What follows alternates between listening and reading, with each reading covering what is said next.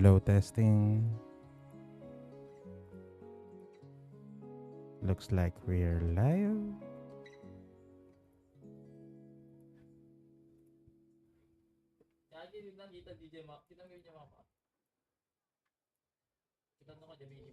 What the shit?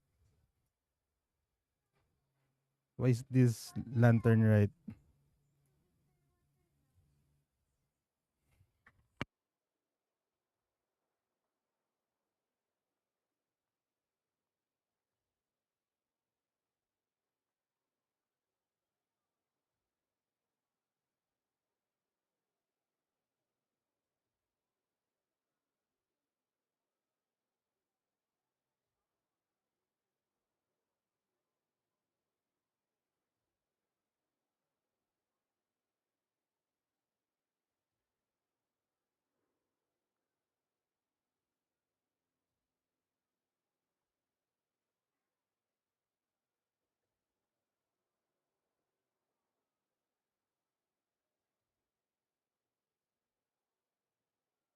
What in earth? I forgot to rename the stream. This is not supposed to be um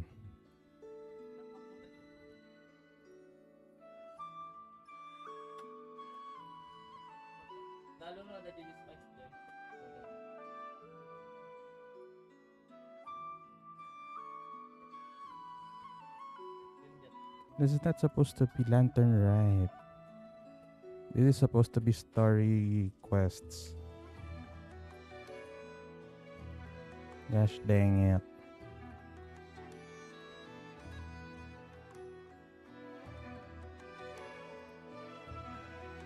Lantern with Ampotech.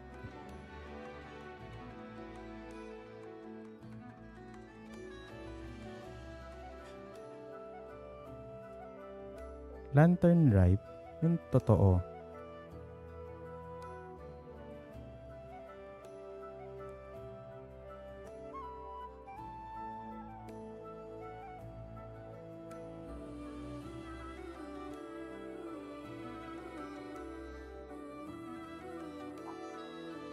Teka, tumbling muna ako sa ibang accounts ko. Fishbook and Tutor.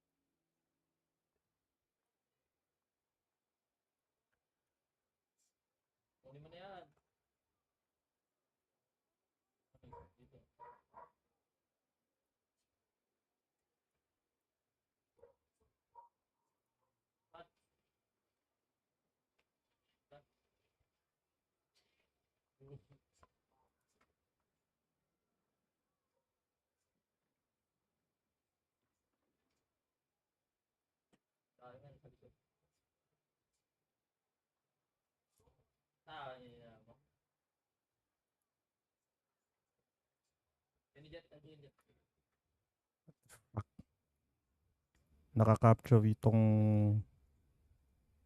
value ng kapatid kong Potek.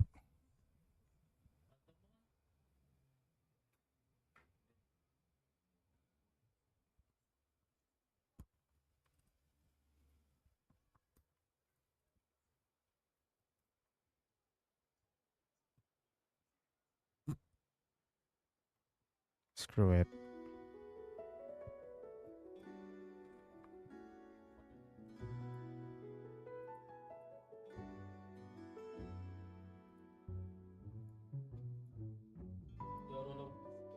Okay. So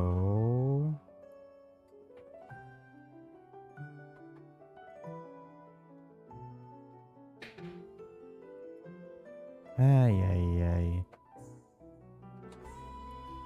Anyway.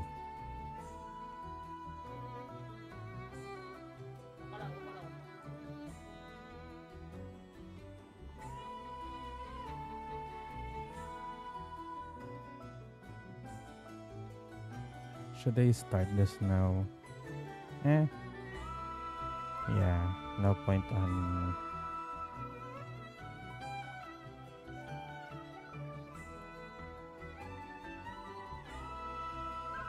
There's no point on.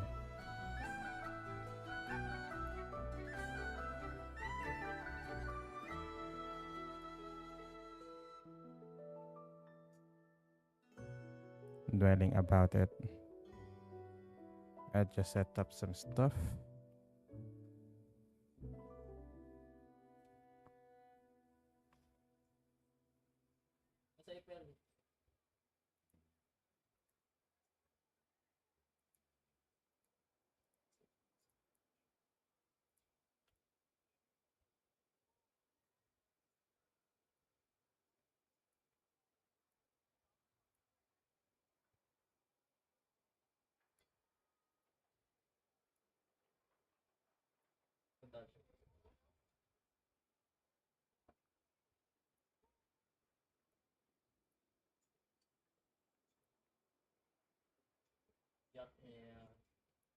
How do I?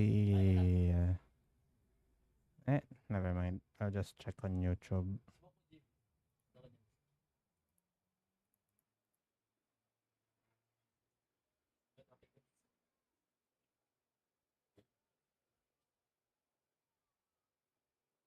Because I can't check my chat over OBS.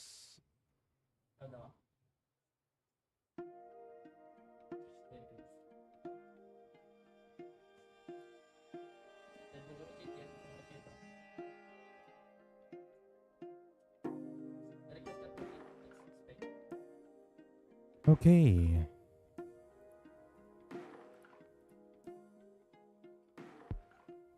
Okay, hindi siya nakalayo. Anyway, let's go. Let's start this thing.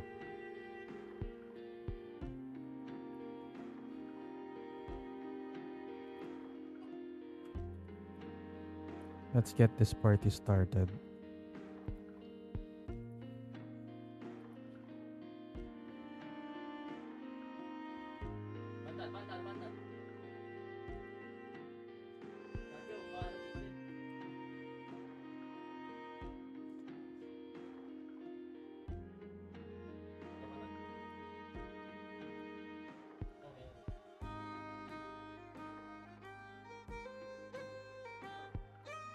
Testing, testing.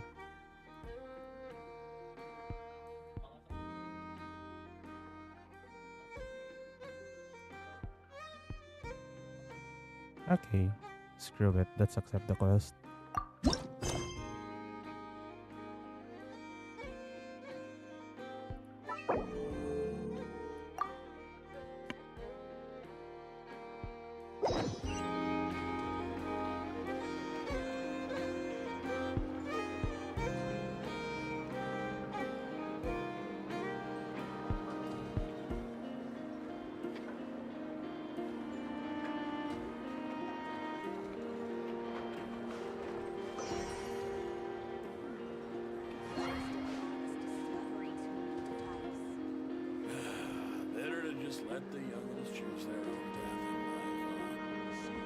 Okay, I don't think I want this team.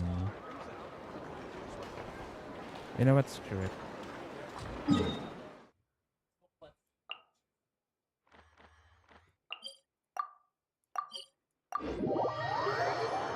Screw it.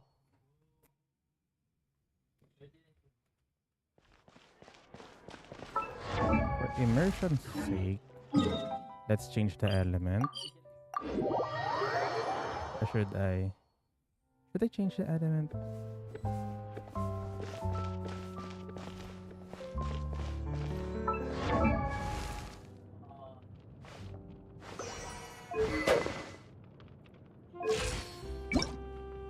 The outfit? Yeah, sure.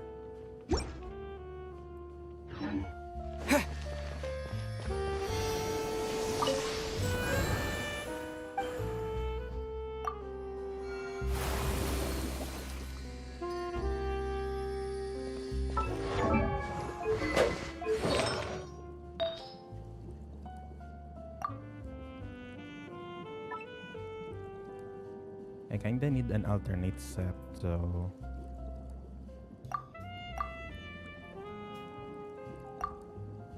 Okay, who can I use as my placeholder?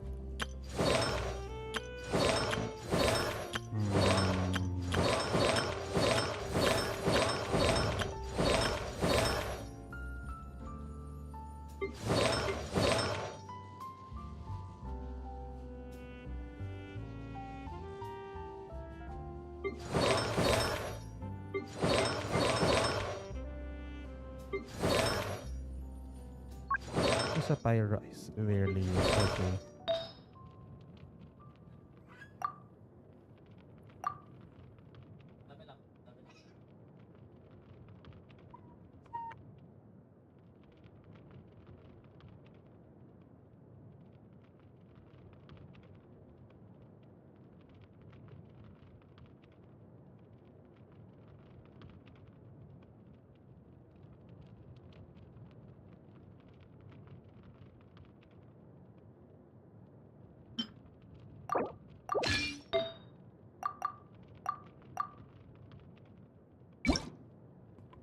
Sorry, traveler. I have to hijack your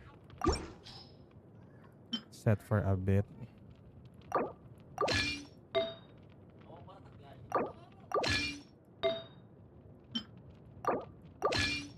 Good thing traveler has 5 keys.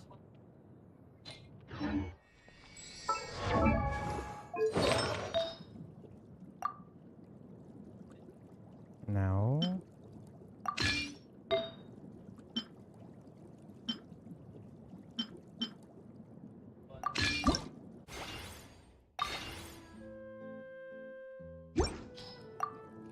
Honestly, tama lang na naka-glad set siya. Ba't wala na akong blankong glad set? So, yeah.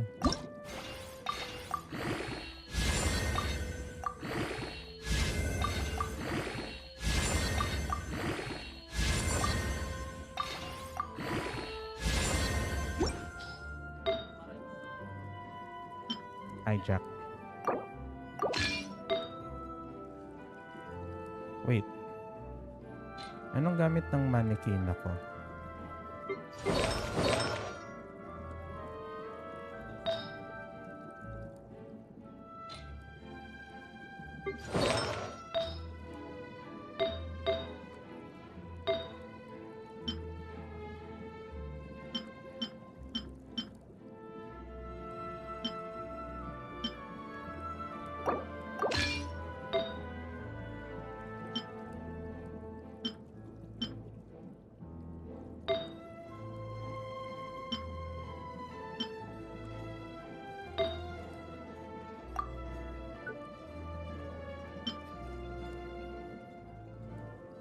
Where's my mannequin or mannequin pala?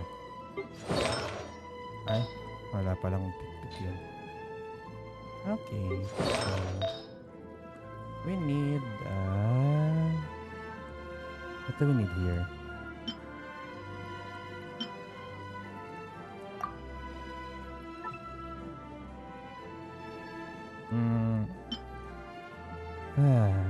Fudge. Okay. Office it is.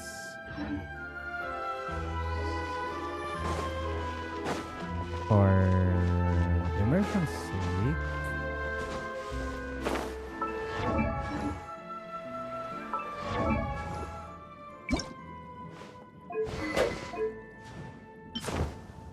Nah. I still prefer this because homie is pure gold in terms of the metals. This would be fine, but it's mixed metals. This would be fine, it is pyro. Oh.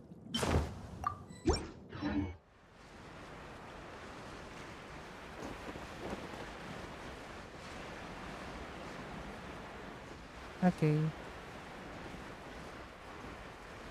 For the sake of immersion, I'll have this That's it.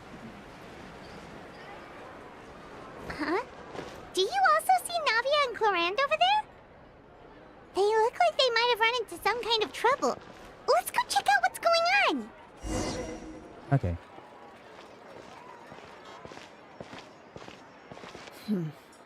Still no dice? Dice. Not at all. And I've asked pretty much everyone in the court of Fontaine already. Lynette's ears drooped as soon as she heard that we'd have to be out and about for days on end. And Fremine, he hid himself under his helmet as soon as he realized there'd be people around that he didn't know. What about Chiori and Charlotte? I feel like both of them would be more than up to it. I've asked them already, but they're both pretty busy right now. I just gave the members of the Spina a few days off, too, so I don't want to bother them either.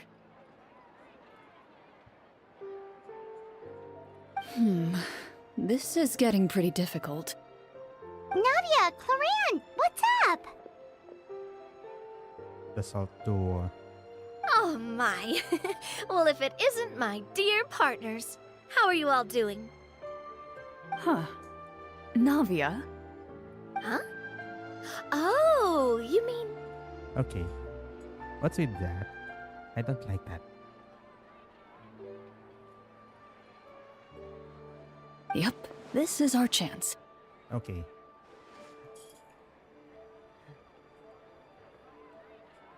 What are you going to do? We're just passing through. Do you need our help with something? Oh, precisely. My dear partners, we've got a huge problem right now that only you can solve. Okay. Whoa, for real? Absolutely. We've already exhausted all our other options. What kind of problem? Tell me more about it. Traveler, Paimon, would you join us and play Marechaussee Hunter Judgment Day? Okay.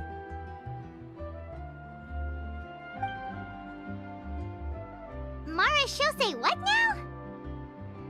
It's a new game script by the Tabletop Troupe, a local roleplay adventure club. Ever heard of the Tabletop Troupe?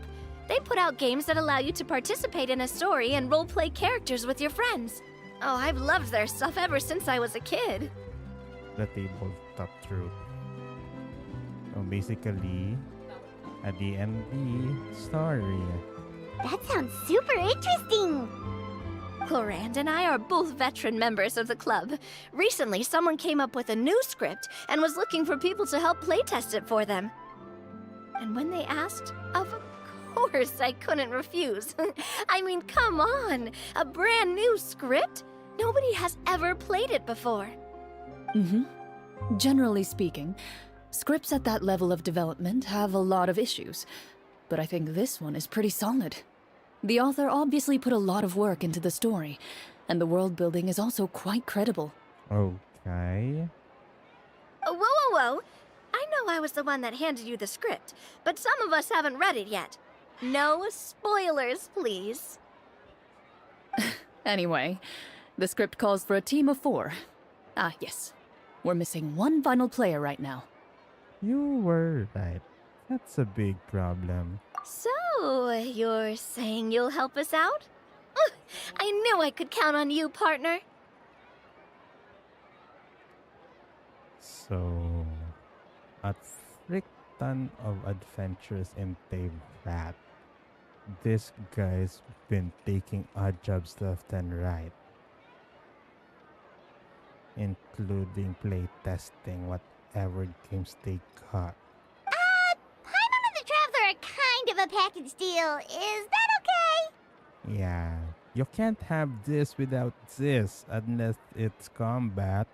That's not a problem. I'll adjust the pace based on the actual number of players and ensure that everyone has a good time.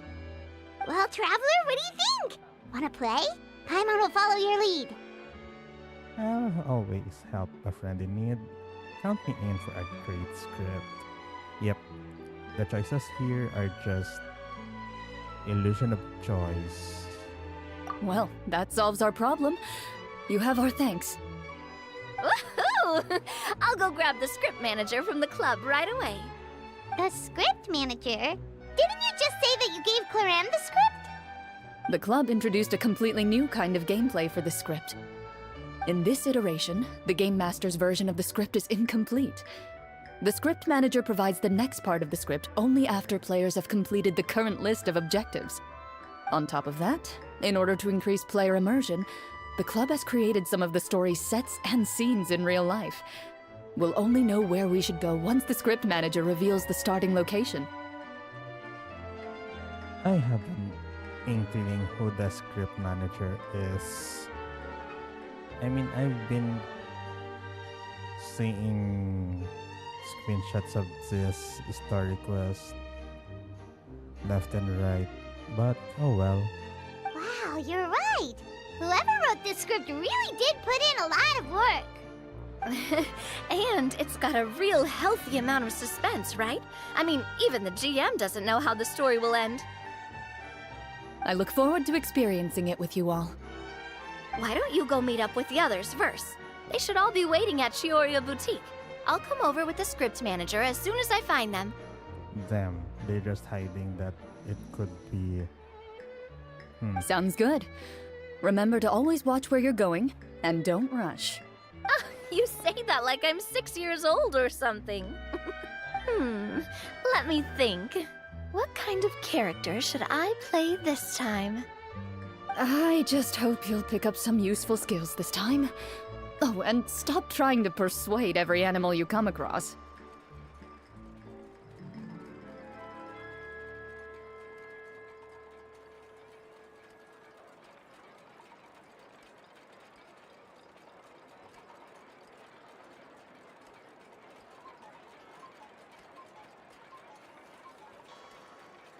Oh, a cat. Stop persuading every cat.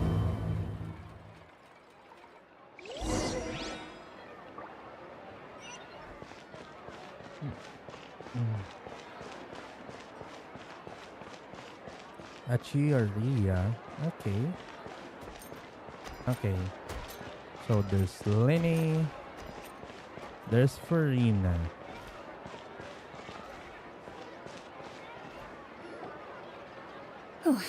Sorry to keep you waiting.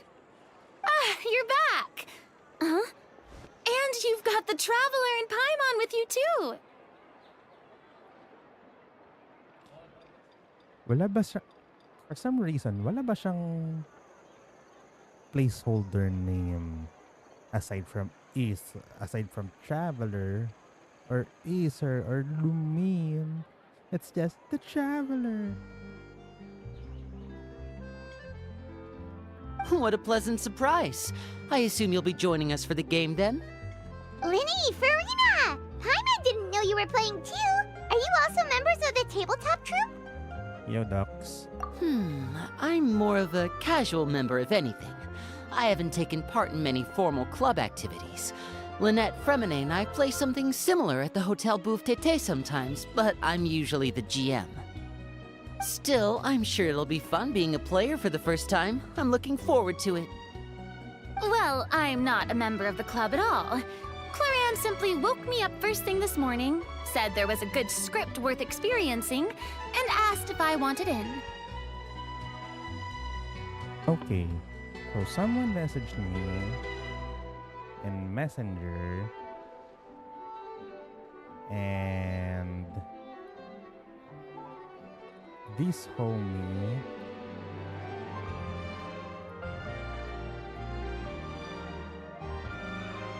doesn't state what they need. Just tell it right off the bat, please. If you're interested, I can give you a referral. That should give you a 40% discount on membership fees. I think I'll wait to see how this experience plays out first, especially when it comes to the quality of the script. If it's sufficiently fun, then I'll join. Oh, sick.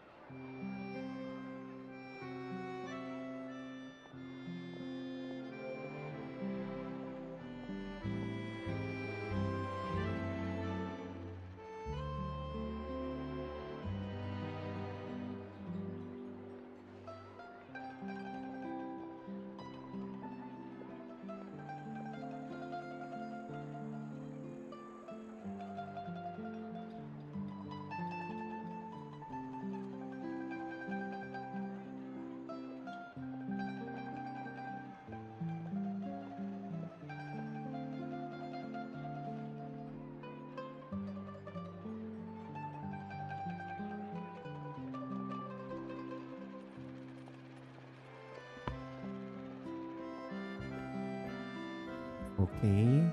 For that one who messaged me, I have referred you to the authorities that can actually help you. Do you participate in a lot of tabletop troop activities, Clorinde? You could say that. She's actually one of the few senior game masters of the troupe. Ah, right. I knew about that even when she was still my subordinate. Uh, it's nothing. Really, just a small hobby of mine. Okay, if you're paying a membership fee and you're at that rank, like senior game master, girl, that's no small hobby. Wow. Hyman's so used to seeing you be all upstanding and intimidating as the champion duelist. It's kind of hard to imagine you role-playing with a bunch of friends. Okay, traveler, you sassy dumbass. So if we have a problem with any of the rules, do we have to submit a duel request? Okay, that's just stupid. Surely you jest. I would never intentionally make things difficult for my players. I maintain a clear boundary between my professional and personal lives. The me you see at court represents the law and order of Fontaine. I put all personal feelings to the side and grant a fair duel to all who seek to defend their honor. But in my personal life, I'm just an ordinary person. Someone who feels anger and sadness, just like everyone else. Well, you say that, but for all the time I've known you, I don't think I've ever seen you cry. I've seen you get angry, sure, but now I'm wondering whether you were actually mad or if it just looked that way from the outside. Oh, I have no tongues here.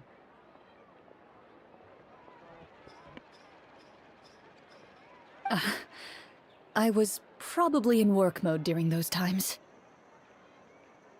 Is that so? Well, in any case, I just feel like even in your personal life, you don't get emotional very often.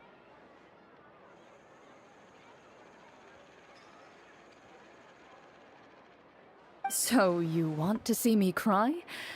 That might be a little difficult. A show of anger, though, that might be something I could accomplish. No, that's not what I meant.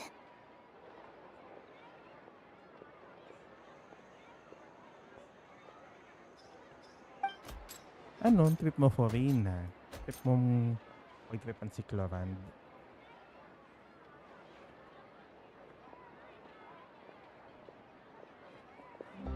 Ah, I'm back! Here, allow me to introduce you to the script manager, Mr. Florian. Okay. So I was thinking Farina was the script manager, but it turns out she's also a newbie. Pleasure to meet you all.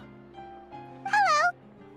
Wait, are you a champion duelist too, Mr. Florian? Oh, no. This is just the costume provided by the club. I occasionally play a few of the roles in my scripts. That sounds like a lot of work. It's nothing. It's the least we can do to give the players a more immersive experience. Anyway, allow me to give you a brief introduction of the script. This script was adapted from the real history of the Marashose Hunters. You all will play the role of hunters from a bygone era and resolve a series of events unfolding in the capital. Paimon's not super familiar with the history of the Marashose Hunters. Is that a problem? Oh, no problem at all. I can give you a brief rundown. So, basically, Marashose hunters were people who dedicated themselves to hunting monsters and protecting the city by using a special swordsmanship technique passed down over generations. Their story can be traced back to the ancient Remurian dynasty, as well as the first hunter, Cassiodor. But I'll leave the finer details for you to seek out and discover later. Mm-hmm. And I'll provide additional commentary as the story progresses. In that case, brave hunters, are you ready to set out on an unknown adventure? Whoa, just one sentence and it's like we're in the story already! Aha, I see many a determined gaze before me. Very well, head over to this location and begin your heroic journey. So, as we follow the story, it leads us to specific scenes? Ooh, sounds pretty innovative. What does the message in the envelope say? It's the exact location of the scene, as well as the formal permission to use the venue. Huh, seems like they have everything prepared. Please check all your belongings, everyone, and make sure you haven't forgotten anything. Once you're ready, please follow me to the designated location. Sounds good. Hunter Squad, move out!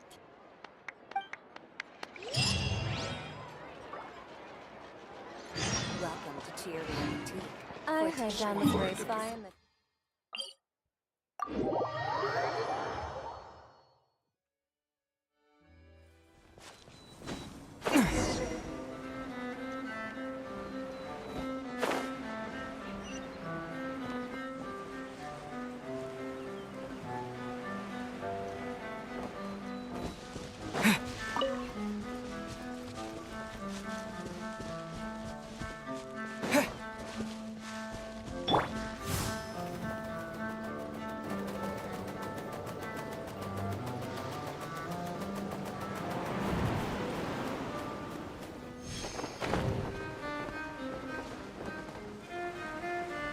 Okay, so there's an actual venue for Five Guys.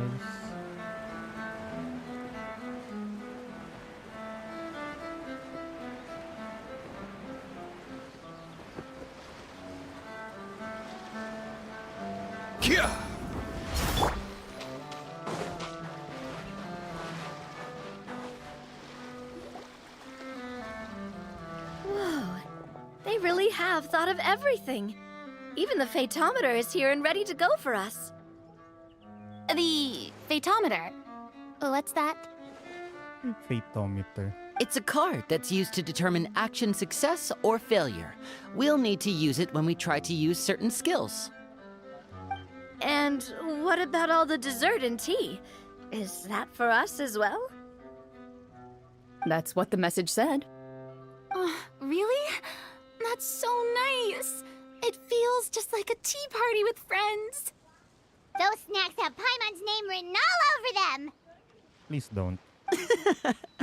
I think you might be more of a snack hunter than a Marashose hunter, Paimon. Go get him, Lenny. Snack Hunter Paimon reported for duty! If there are delicious snacks to be found, Paimon will track down every last one! The desserts are great.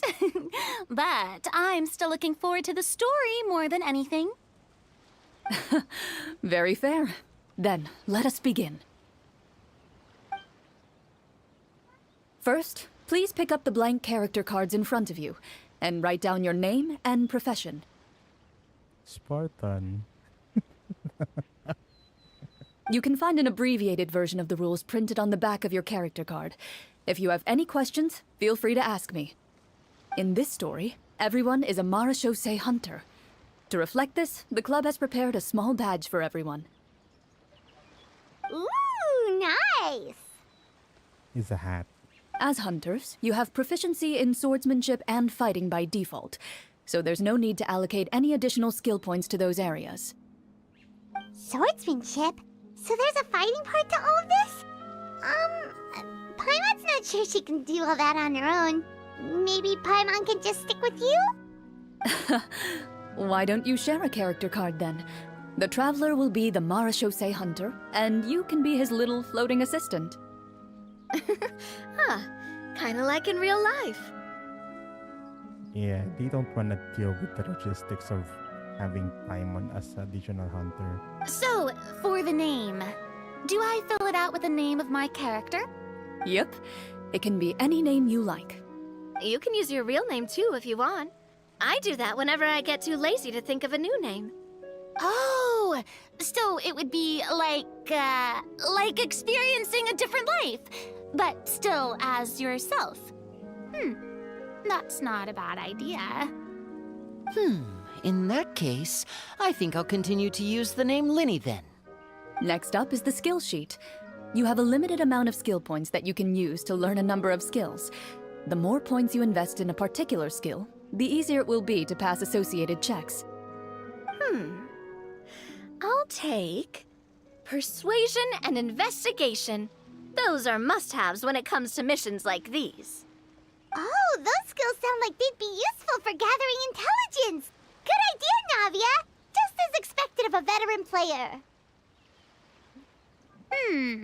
So, should we also take those skills then? Not necessarily. Since we're working together as a team, we could leave the negotiations to Navia and use our skill points to pick up other useful skills. For example, I think I'll take stealth and sleight of hand. That will give us more options if we run into any situations we can't negotiate our way out of. Oh, interesting. I wasn't thinking about it like that. I suppose it's not so different from an acting troupe. Everyone has their own role to play. Let me see. I'll take art and performance. I'm not quite sure what use they'll be, but I'm not as knowledgeable about the other skills, and I am not too confident I'd be able to roleplay them well. Yeah, that's okay. Well, that leaves us. What do you want to learn, Traveler? Cooking, medicine, and insight. Oh, something that'll help you get a read on other people's thoughts. Sounds useful. Ha! Gotta say, this suits you really well. Nothing boosts morale like good food. So what do you think? Are you sure you want to learn these 2 skills? Sure, what do you want to learn? Ooh, so you want to help people when they're injured. That's nice of you. Oh, something that'll help you get a read on other people's thoughts. Sounds useful. So what do you think? Are you sure you want to learn these 2 skills? Let's see.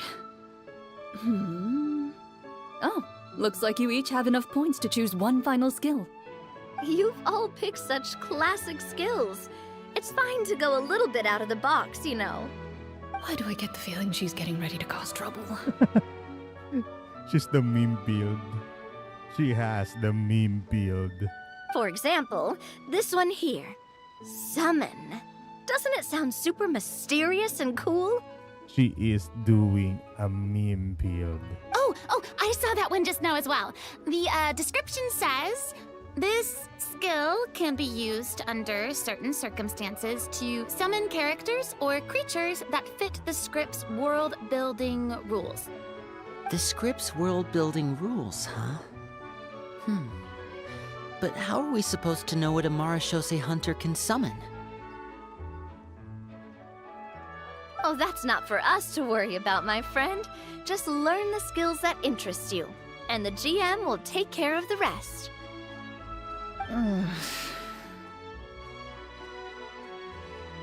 She knew something's up with Navia. All right, you've convinced Paimon. Let's learn summon then. Paimon can't wait to see what kind of thing shows up. Well, now that everyone's more or less finished creating their characters, we can begin. Since 2 of our players are doing this for the first time, though, let me ask, would you like to play on easy mode or authentic mode? What's the difference between the 2? Well, in role-playing games, the story sometimes changes based on the decisions of the players and the results of the Fatometer. For example, if you fail a check, that means you cannot use the target skill in that scenario. A critical failure may even result in further negative consequences. If you choose to play in authentic mode, every time you elect to use a skill, you'll need to use the Fatometer to see whether you succeed or fail, and face any consequences that may follow. Okay, that's just nuts. If you choose easy mode instead, every check will be successful by default, and you won't have to worry about luck playing a factor. Okay. Never mind the dice then.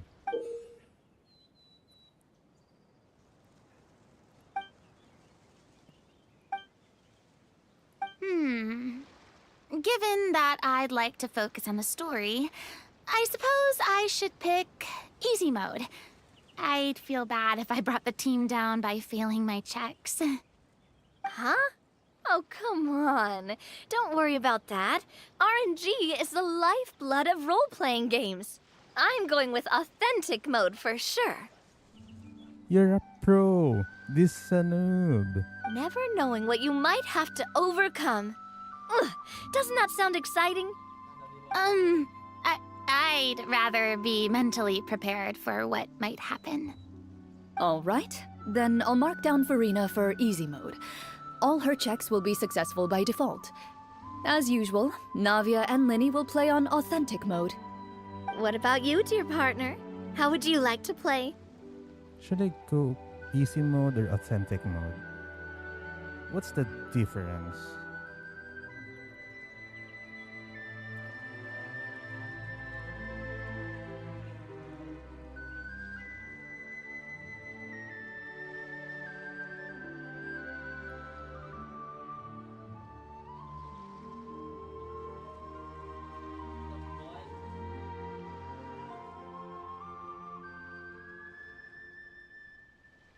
Okay, so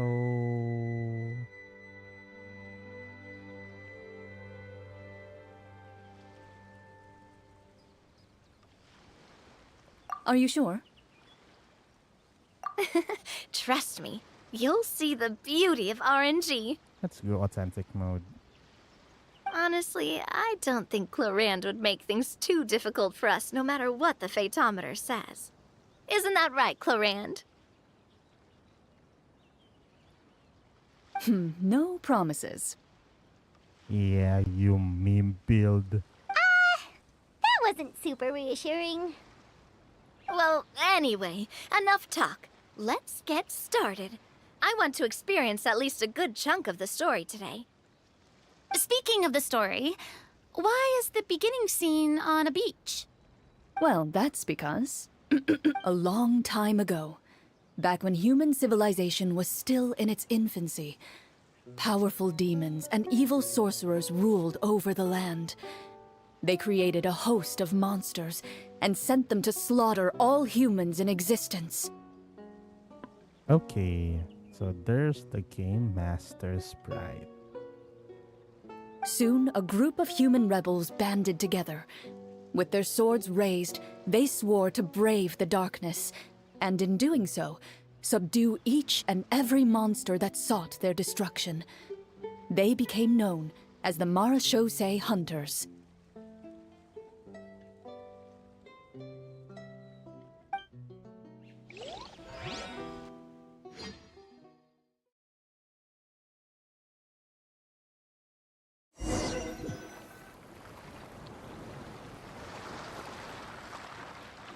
Sometime later, as a member of the Marachose Hunters, you receive a commission. Following the address provided on the message, you take a boat and arrive at this strange city. Okay, so we're in Mondstadt for some reason. As you inhale, you can taste the slightly salty air of the docks as you begin to survey your surroundings. There aren't many people in the vicinity, but you do take note of a few others who, like you, seem to be sizing up this place. Your eyes meet, and you realize these people are fellow Marachose hunters, likely led to this location after receiving the same commission as you. You're all Marachose hunters too, right? Allow me to introduce myself. The name's Navia, monster hunter by trade and helpful neighborhood businesswoman on the side. Okay, so she has that ship wheel. She has her classic hat, gear motif. Okay. What say you to traveling together? We can help each other out on the road. Okay, count me in. Okay, so there's the flask and the mask. So his motif is basically, yeah, everybody has that gear motif. Okay. My name is Linny. I've been wandering since I was little and picked up a few less than legal tricks along the way. I was adopted by a Marachose hunter and later chose to follow in his footsteps. Yeah, adopted by a Fatui Harbinger. And later, will inherit the House of the Heart. Is this where you introduce your character to everyone? It sounds like they've done this dozens of times. My name is is Farina, and, I grew up in a noble family. I always had a strong interest in performance and the arts. Even though I'm a marche-say hunter, what I really want is to be a performing artiste. Okay. The bard. Hey, that's really cool. So she has less Marcia say hunter imagery. You can do it, Farina. That's exactly how it's done. Paimon is Paimon, a good friend and companion to this Marishosei hunter right here. Okay, so she has her Marcia say hunter coded attire. I've been studying medicine ever since I was a child. I want to do my part to eradicate these monsters and use what I've learned to heal others. Okay.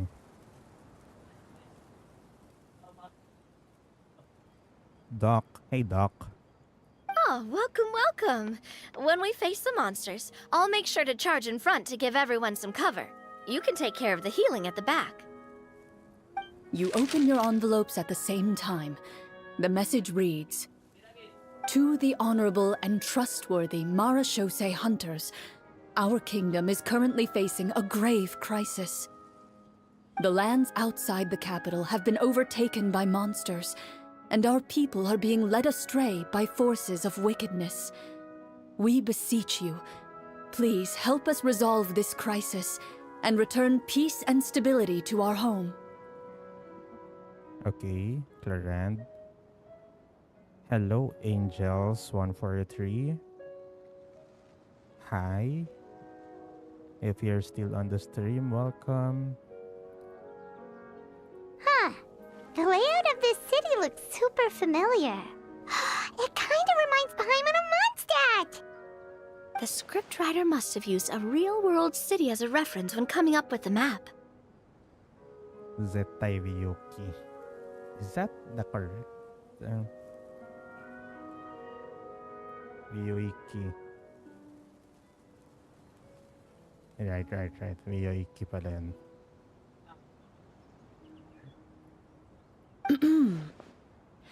As experienced hunters, the layout of the city reminds you of places once traveled.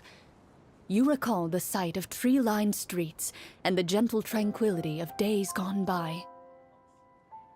Yet, as you regard the city in front of you, it appears to be little more than an empty shell.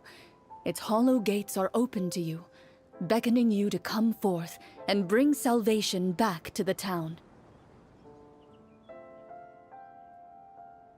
I carefully read every line of the letter and turn my attention to the signatures at the bottom. Who issued this commission to us? You see a long string of unfamiliar names. It would seem that many of the residents of the city issued this commission together. They sensed that things were not right within the kingdom and sent a distress signal to the outside world. In that case, why don't we take a walk around the city and see if we can learn anything from the local residents? Okay, so she has her gear motif here and here. Didn't notice that. Oh, good idea. We might be able to get some leads on the monsters and bad guys we're after.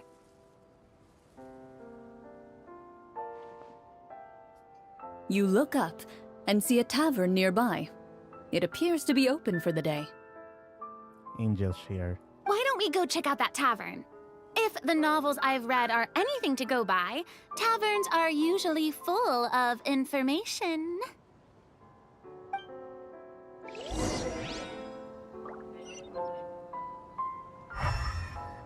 Okay, so there's nothing in this NPCs.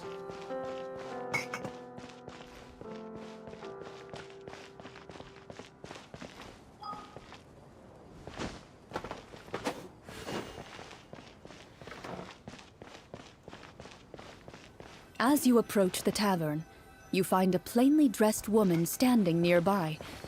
She appears to be rather troubled about something.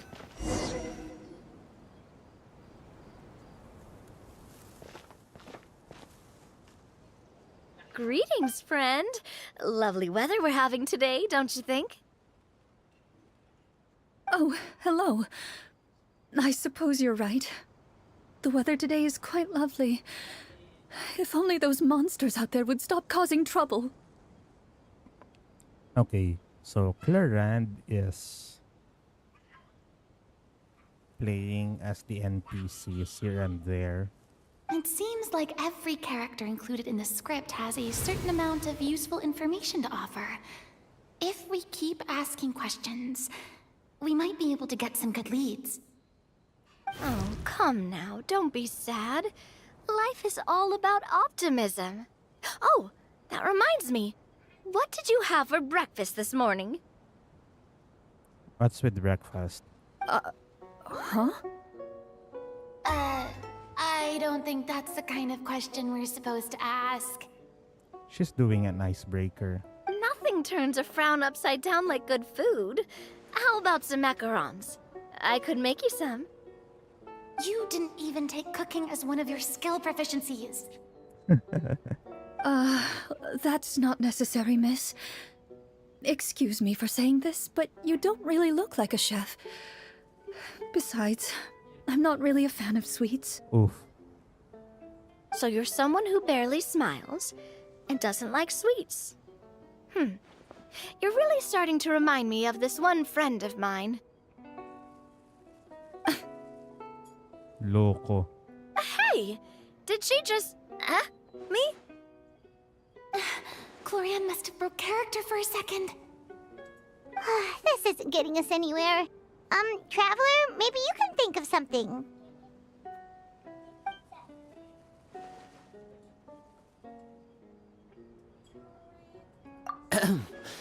Miss, we'd love to learn more about the monsters you mentioned. If you're willing to open up to us, we might just be able to help resolve the troubles you're facing.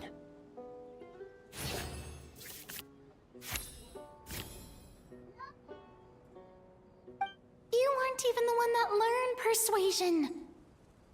My troubles, you say? I'm not sure they're so easily resolved, but I suppose it wouldn't hurt to share them with you. Okay, it looks like I had a good draw. A horde of monsters suddenly appeared near the capital recently, so all the guards were dispatched to fight them. Do you remember when those monsters appeared? I'm not completely sure. All I know is that my husband was dispatched to fight them 3 days ago. Okay, so every time this guy gets a chance to speak, maybe transfer it to the others. Do you know where he was sent? It all happened so fast. When we said our goodbyes, he couldn't even tell me where they were sending him. You have our thanks, friend. We'll find and defeat those monsters as soon as possible. We sincerely hope your husband will be able to return to your side soon. Thank you. Don't worry. We'll find him. Just try to remain optimistic and wait for good news. We don't always get to choose what happens to us. But we do get to choose the little things like what we eat and how we respond to the things life throws our way. I hope that one day, you too will recognize the power of something as small and inconsequential as a delicious dessert. I'll do my best. You bid farewell to the woman and continue your journey further into the city.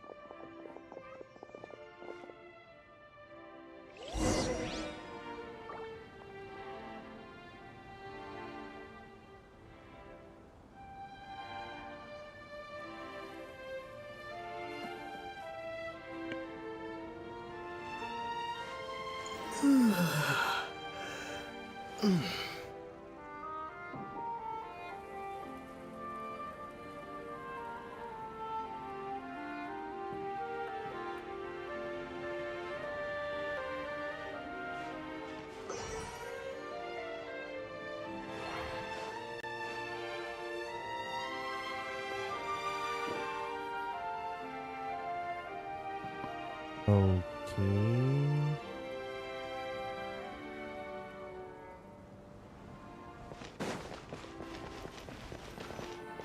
As you venture further into the city, the streets appear largely empty. An elderly woman walks past. You see her shake her head as she puts away her wrinkled wallet. A nearby merchant folds his arms and gives you a disdainful look. You get the impression that he's someone who has long gotten used to the sight before him.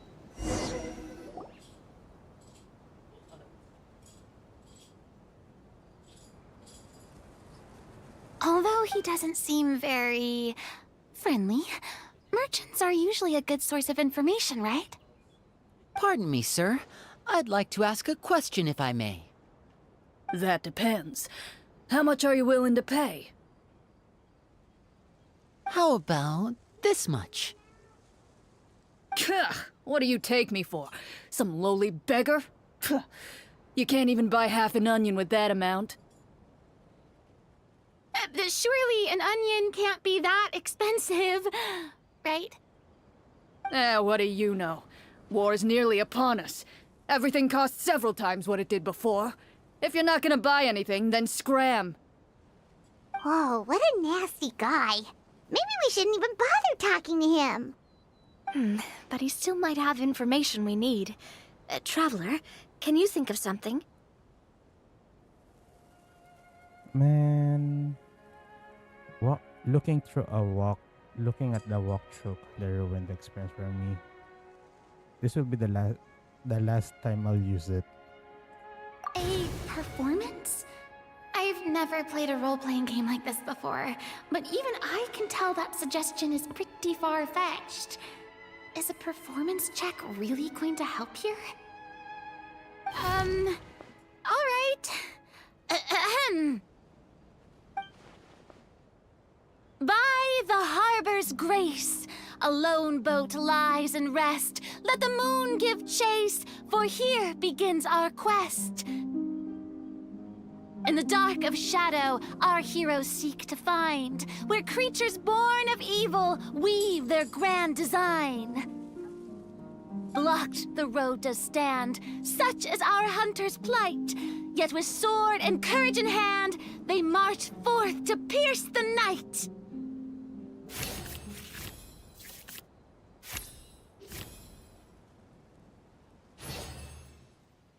Alright. So, pag easy mode, lagi kang may +6. I don't recall asking for a bardic song. Don't expect me to give you any coin. But if you meant what you sang, and you are indeed some kind of hunter, then by all means, please, go out and kill those monsters for us. Those monsters are camped outside the city, and they've been destroying all our trade routes. We have limited reserves within the city, so if this continues, we're all gonna be in big trouble. Wait, you're saying no one has put a plan in place to distribute supplies or maintain order? We could all starve and those nobles in the palace wouldn't even break a sweat. Who knows? Maybe they've been in cahoots with the monsters all along. That's worse. That is concerning. Yeah, all right, I think I've said more than enough. Be on your way now. Got it. Thank you, sir. Don't mind him, Farina. He just doesn't have enough taste to appreciate your art. No. I was just thinking about how those nobles must be so cold-hearted. It's like they don't care about their people at all.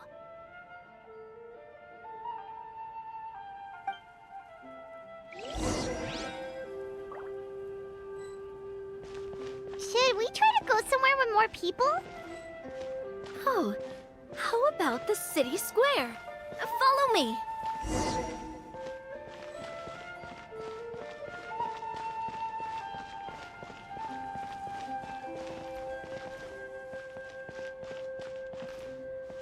Okay, it's Mondstadt without the fountain. Before you lies the city's central square.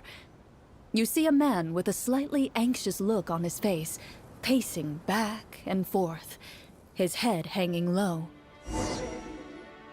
He doesn't seem to notice your approach. Still immersed in his own thoughts, he shakes his head and lets out a long sigh. This guy seems promising enough. Maybe I can get some information out of him. Hello, sir. Is there anything I can do to help you? Wait, you're... I'm... Oh, dear goodness! You're a Marashose hunter! You recognize us? Ah, are you one of the people who wrote the commission letter? Yes, yes! Oh, I didn't expect you to actually come! Oh, what great news! The city is saved! What happened here? Alas, we once lived comfortable, carefree lives. This city used to be free of monsters. The first Marashose hunter, Casiodor, the Golden Hunter, he was the one who drove them back. Okay. However, monsters have once again surrounded the city. Perhaps the seal that kept them at bay has lost its power. Or perhaps an evil sorcerer has been meddling in our affairs. All I know for sure is that their return has stripped the city of any chance at peace.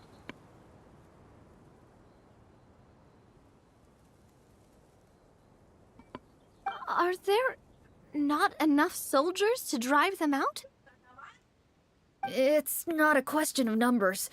The guards simply have no idea how to deal with them.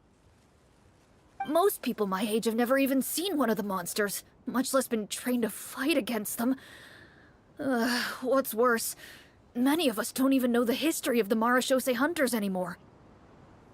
When I was a child, though, my grandfather would tell me stories about how the Marashose hunters drove back the monsters. So, on the off chance that something might come of it, I decided to reach out to you.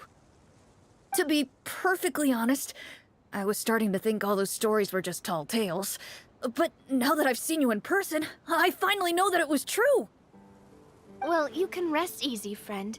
The righteous and formidable Marashose hunters are on the case.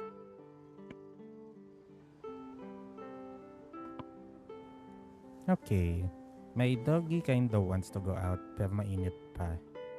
Kukulitin ko muna siya. The man is touched by your determination and resolve. His eyes begin to well with tears of relief. Still, if we are going to hunt the monsters, we need to know where to find them.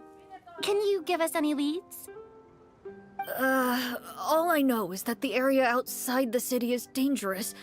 I'm afraid I can't point you toward a specific location. Gotta get up for a bit.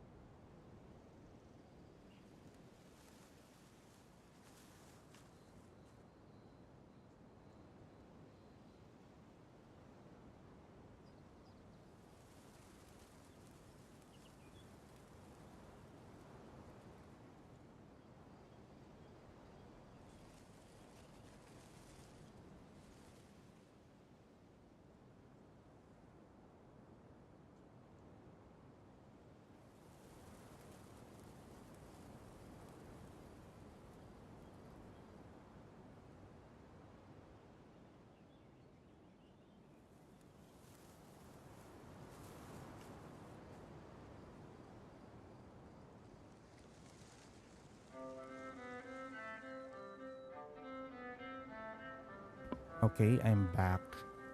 The doggy is now back inside. Oh, although, if you leave the capital through the main gate and follow the road, you should run into a group of guards. They might know more about where to find the monsters. I see. We'll go look for them then. All right, be careful. Oh, and one last thing. The monsters outside the city are just part of the problem. There are evil sorcerers inside the city as well, so be on your guard. They're actively working with the monsters, and have corrupted the court ministers with malicious magic. They're the reason why, even inside the city, everything has been a giant mess.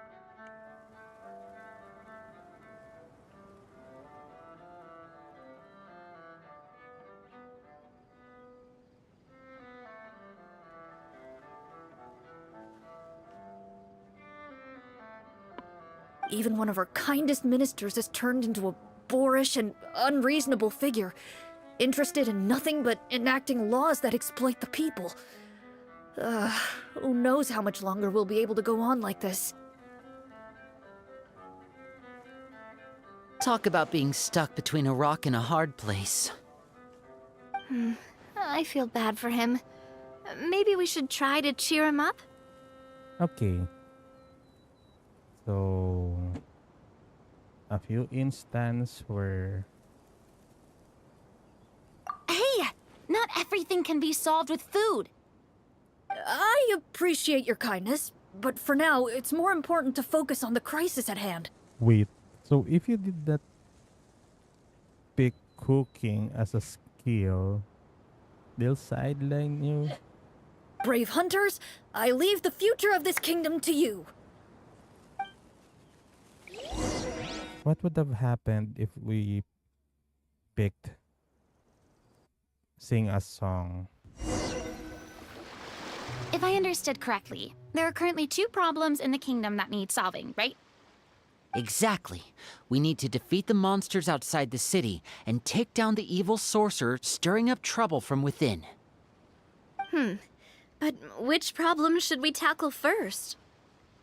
Well, this seems like a good moment for a break. Take some time and discuss what you want to do. Let me know when you've made your decision. I really didn't expect the people in the city to keep us at arm's length like that. I totally thought the hunters would be treated like heroes. Well, Clorinde said the script took cues from the real history of Fontaine, right? Maybe the real-life Marashosei hunters were also treated like that. I wouldn't say it's a perfect representation of history, but there are definitely some similarities. Would you like to hear more about it? Okay. Sure. As long as it doesn't spoil anything in the script. You brought up bits and pieces of the hunter's history before, but it was all in passing. Paimon wants to know too! The hunters were super powerful, right? Were they all from a special line of supernatural beings or something? Kind of like the yokai in Inazuma? Nah. No. All Marashosei hunters were ordinary mortal fighters. The only thing that set them apart were the special sword techniques passed down over the centuries. Huh? So you mean anyone could become a Marashosei hunter? In theory, yes. All you would need to do is survive the rigorous training and master the swordsmanship techniques required to fight the monsters. Still, most people dropped out at the early stages, and others called it quits the minute they saw a monster in person. To become a hunter, you must be strong in both body and mind. What kind of monsters did the hunters fight exactly? Oh, and the evil sorcerer the script mentions. Did they exist in real life too? They're more like corrupt officials and then bandits conniving. The land of Fontaine once played host to an ancient dynasty known as Remuria. After that dynasty fell, monsters began to appear, intent on obstructing humans from establishing a new social order. One of the ancient sorcerers of Remuria used his power to assemble a formidable army of golems. He sought to use that force to establish himself as king. Now, wait a second. Don't tell me that guy was the inspiration for the evil sorcerer in the script. We still haven't found any in-game information on him yet. So, why don't you talk about someone else for now? Well, I wasn't planning on going into anything you might be able to find out in the game. But if you want me to talk about something else, then... How about Casiodor, the Golden Hunter? Or Egeria, the ex-Hydro Archon? Wait, but those people are all from a super long time ago. Where did you learn all this, Clorinde? From my master. Huh. By master, you mean Miss Petronia?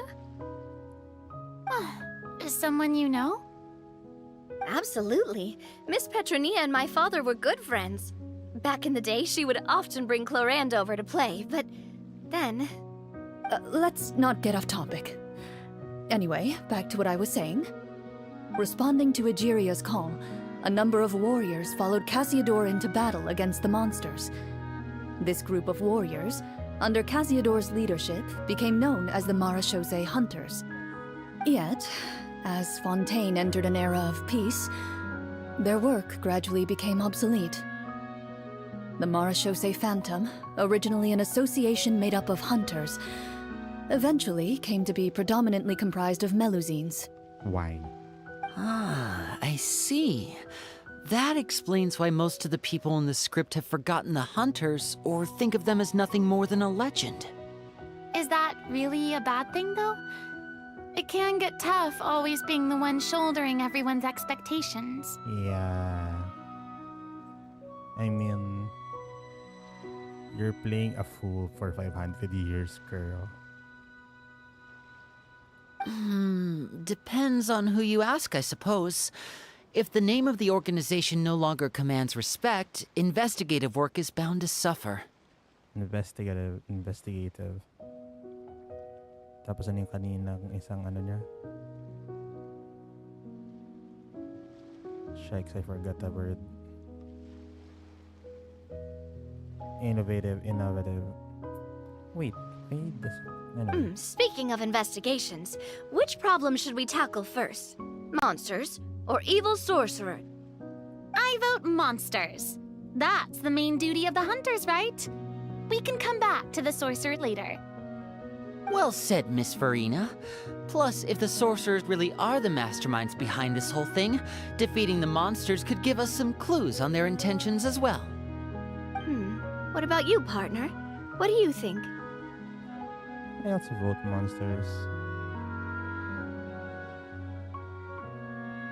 It's decided then. All right. After some discussion, you decide to turn around and head out of the city.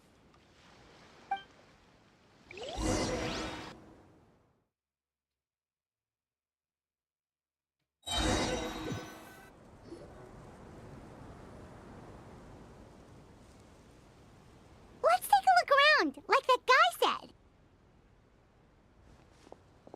You there! Outsiders, halt! Who's there? An armored man approaches you. He has a tall, muscular build and a determined expression in his eyes. Just one look, and you can tell he's fought in his fair share of battles. They removed the Knights of Favonius insignia here. Although he's trying his best to conceal his current state, his uneven gait and the sweat dripping down his forehead make it obvious that he's been wounded and is in serious pain. I'm the captain of the guard. I saw you sneaking around the city earlier, so I'll only ask this once. State your purpose, or it's off to the dungeons for the lot of you.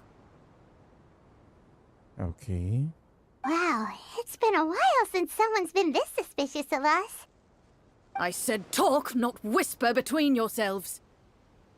Have you ever heard of the Marechaussee Hunters? Marechaussee Hunters? Ha! That fairy tale, you mean? What, you expect me to believe you're one of them?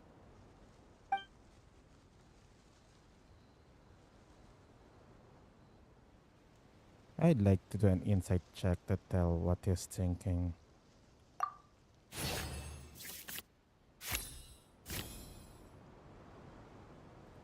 While everyone is talking, you begin to carefully observe the captain's mannerisms. Every so often, you see him glance toward a particular direction, with a pained expression on his face. as if an invisible thread is tying him to an unknown place. As you follow his gaze, you vaguely recall that the location he seems fixated on is known for its difficult terrain. Any battle that breaks out in a place like that is likely to be prolonged and devastating. Is that where the monsters are? Outside the forest in the area with the difficult terrain?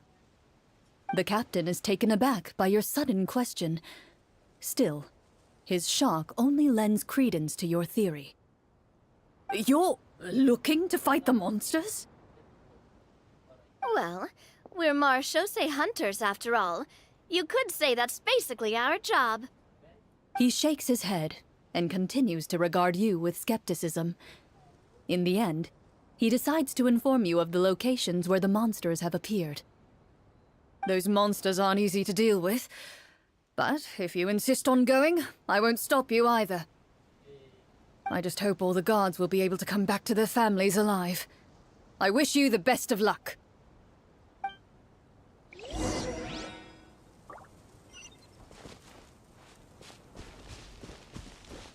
Based on what the captain said, the monster should be right up ahead. Let's go. Hopefully we're not too late.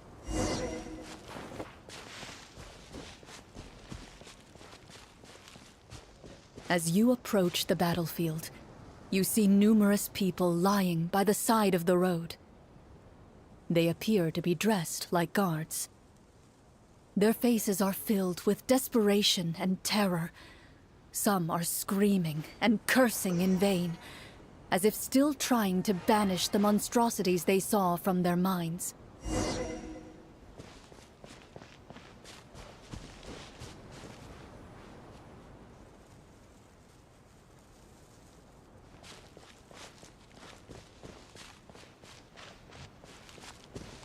A few of the wounded look up at you in shock and disbelief.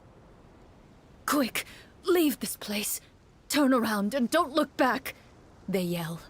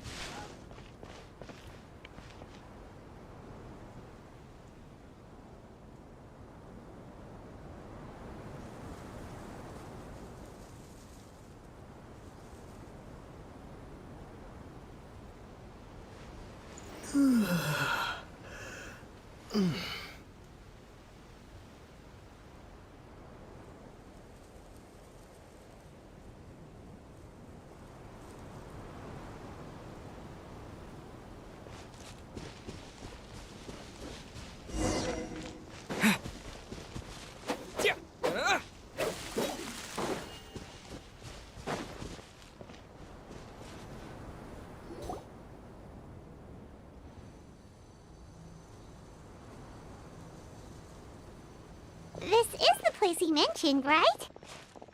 You see broken iron swords scattered all around you, and downed trees riddled with terrifying claw marks.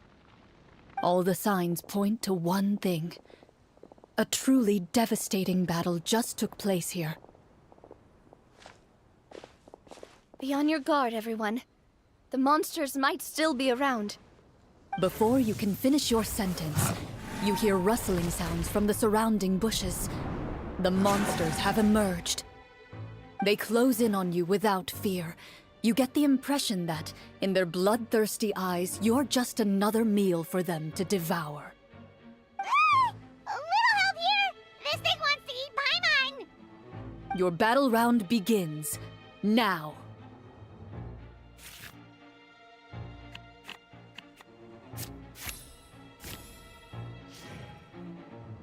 What the heck was that?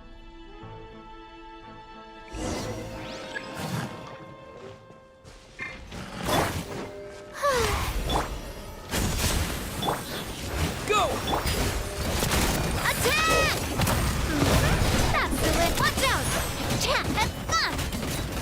Hiya! The next battle round begins now.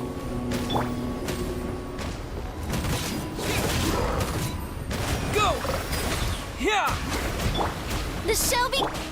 Step right up. Let's get this show on the road.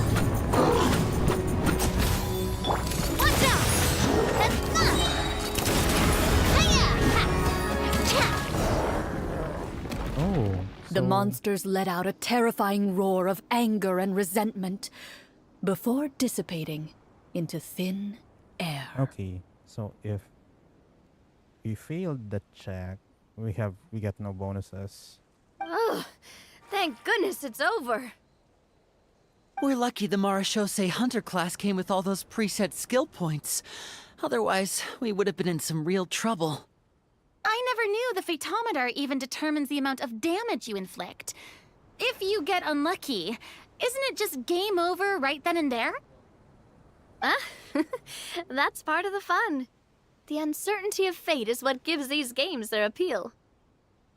Just as you begin to celebrate your victory, a suspicious lump on the ground catches your attention. A suspicious lump. Wait, could it be the thing that appears after every battle? I walk up to it, crouch down, and begin to carefully examine it. I've still got my right glove on, so it should be fine for me to touch it, right? As you investigate the mound, you discover that the exposed portion appears to be made of wood. It was previously obscured by the large form of the monsters.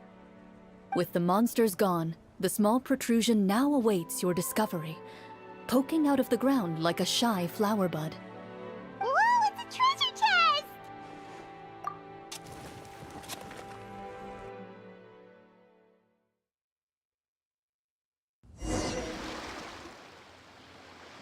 With everyone's help, you successfully excavate the wooden chest from the ground. Okay. Even without opening it, you can tell from the mora and jewels scattered around the chest that it must contain quite the fortune. Makes sense. We worked hard for this. Let's open it and we can share what's inside. I can understand your excitement, Paimon, but think about it. Doesn't it seem like there are people out there who need this treasure more than us? Yeah. Think about all the people suffering in the capital. Or all those guards who got hurt fighting the monsters. Wouldn't it be better if we gave the treasure to them? Kaya nga, Paimon. Wait, is that how it works? Paimon thought since we were the ones to dig it up, we could just take it for ourselves. Well, let's put it this way. Any decision you make during a role-playing game can impact the future course of the story. But would the people really believe us? It's hard enough for us to prove we're Marshase hunters. What if they think we procured the treasure illegally? They might get even more suspicious of us. That's definitely something we should consider. Maybe we can come up with an explanation in advance. Well, if donating it could cause that much trouble, why don't we use it to buy some gear and fill up on good food? Then we'll be ready to fight even more bad guys. Looks like you're facing a difficult choice once again. Well, it's getting late. Why don't we call it a day for now? Wow, where did the time go? I'm not sure if it's because I'm having so much fun with you all or because the story is particularly enticing, but I feel like I could almost keep going. Here, here. Ooh, how about we play through the night? I'm not sure I'll have enough energy for that. Yeah, that won't work for me either. Lynette will give me an earful if I get home too late. Yeah.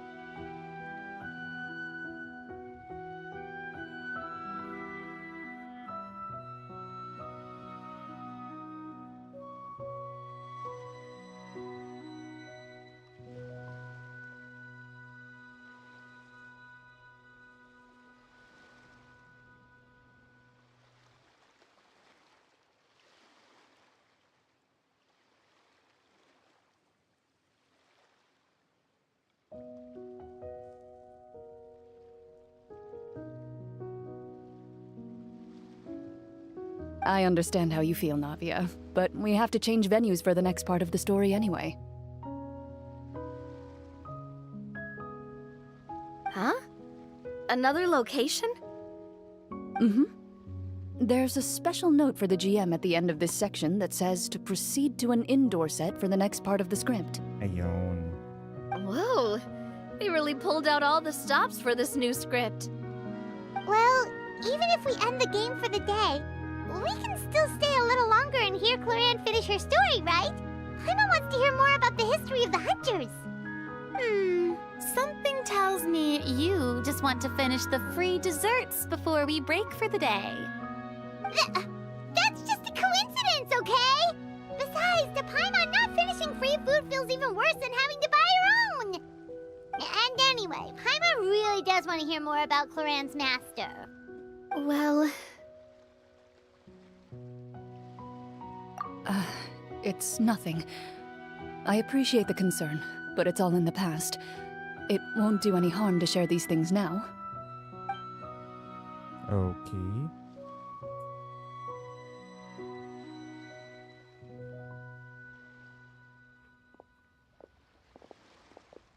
My earliest memories are of living with Master.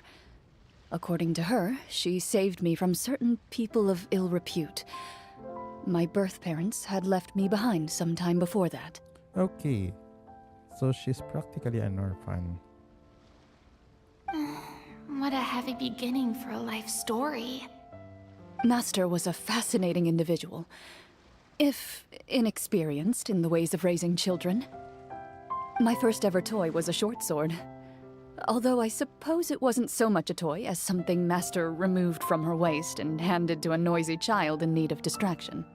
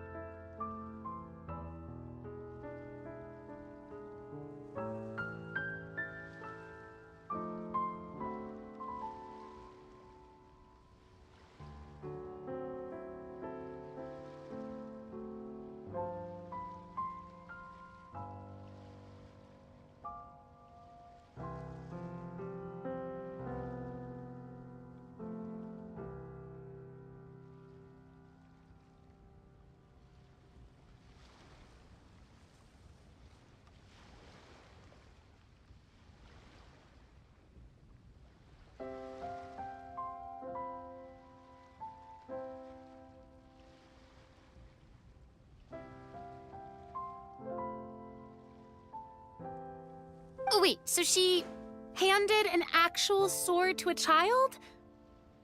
Isn't that dangerous? Did you hurt yourself? Of course I did. I cut my palm and bled quite a lot. But Master was not concerned. She just stood there and casually lectured me about it. "See, that's what you get for not holding the sword properly," she told me. She then crouched down next to me and said, "Give me your hand. I'll teach you to bandage this wound. After that, it's time to learn how to truly hold a blade." Excuse me for asking this, Clorinde, but how old were you exactly when all this happened? Wait, why does he have that slight blush here? Probably around, 3, give or take. Okay, your master's nuts. 3? Isn't that when most kids are still struggling to hold a fork? As I said, Master was rather inexperienced in the ways of raising children.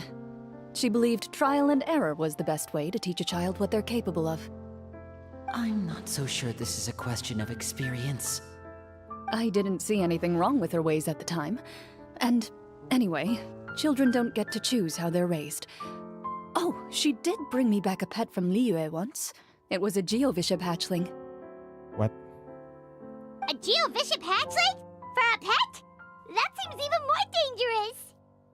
What she said was this: make sure to get along, you two. If you really can't agree on something, just settle it with a fight. Whoever loses is the real pet. Gago. And how old were you when this happened? 5. Tarantadong master yun. Well, did you win? No, I lost. So, you're saying you actually became the Geovishap's pet? Yes, but only for a week. By the end of that week, I defeated it in combat, and we've shared a cordial relationship ever since. That really doesn't sound like the kind of childhood someone should have. Later on, I gradually understood that Master most likely didn't know any other way to raise a child. She was a marechaussee hunter, but I never heard her bring up her own parents. Thanks to her, I learned how to navigate the forest by the age of 6, and could hunt monsters in the wild by myself the year after that. Even though the training she subjected me to was strict, she always made sure to take me traveling when she had the time. We met many of her friends during those days. That was also how I met Mr. Callis and his family. I still remember the first time we met. You were too scared to join our picnic and hid behind Ms. Petronia the whole time. I still hadn't really met many children my age at that time, so I didn't know how to interact with others. After that, though, you started coming over a lot. You loved challenging people to shooting competitions, remember? I don't think many members of the Spina ever beat you in one of those. I had a lot of fun during those days. I enjoyed them too. Oh, do you remember that one time we went exploring around the Spina together? We overheard Papa call your master Fontaine's Protector of Justice. We tried to pretend like we never heard anything, but you nearly let it slip that one time. Protector of Justice? Oh, wait, you mean that vigilante hero from 20 years ago? The one who is always active at night? Yep, that would be her. She often would put on a black cloak and go out at night. I never knew where she went or what she was doing. Until, like Navia said, we overheard the truth from Mr. Callis that night. 20 years ago, huh? I still remember the guards leaving all kinds of witness reports about her on Nervalette's desk. My apologies. Oh, there's no need to apologize. You had nothing to do with it. And anyway, everything she did was for a good cause. Although, calling herself the Protector of Order was a bit much. Especially when she deliberately operated outside the law. Huh?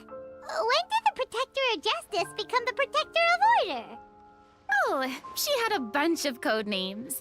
I heard she would just come up with a name on the spot whenever she was asked. Later on, she probably got sick of answering those questions and decided to stick to just 2. The Protector of Justice and the Protector of Order. That sounds like her, all right. I bet she forgot which of the 2 she'd use by the time she got back each night. Well, she certainly sounds like a fascinating individual. With her strong sense of justice, it's no surprise her student followed in her footsteps. It's true. I always wanted to become like her. Someone powerful, independent, and with a strong sense of conviction. But...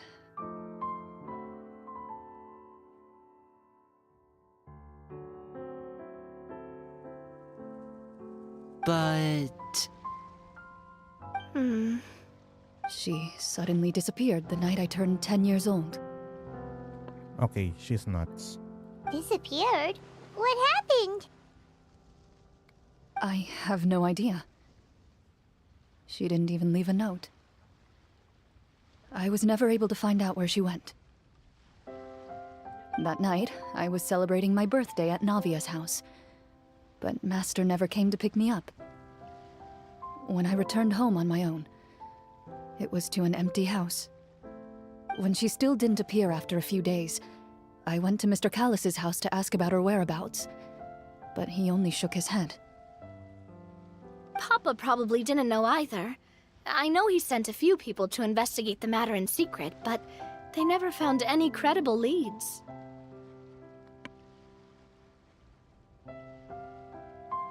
Don't worry, I understand. To be perfectly honest, given Master's personality and way of doing things, it all made a lot of sense.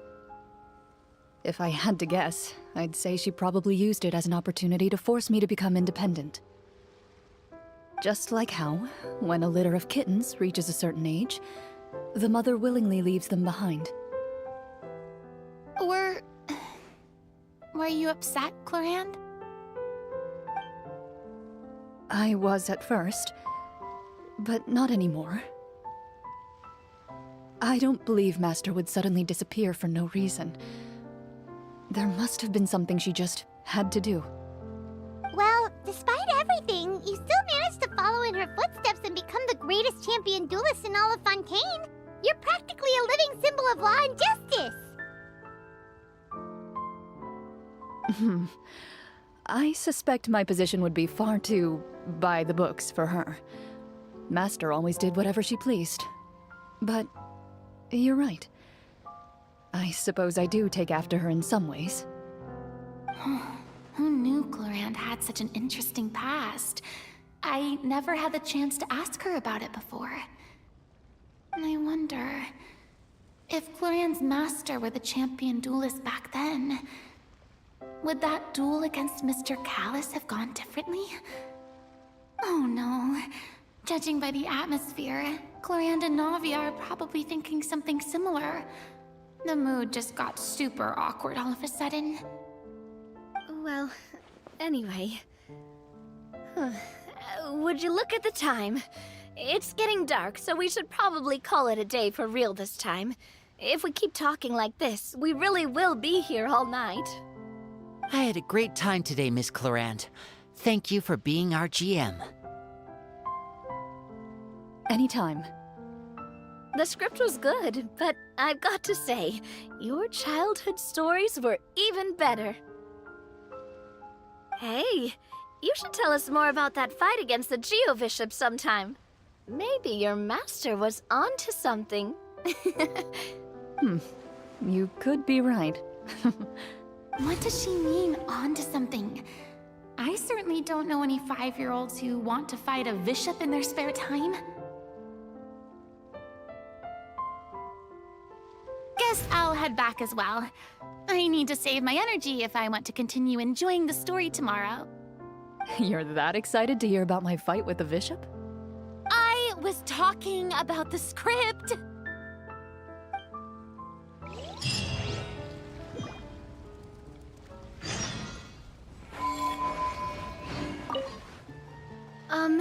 Just between the two of us, could you tell me what it was like to be the Geo-Bishop's pet?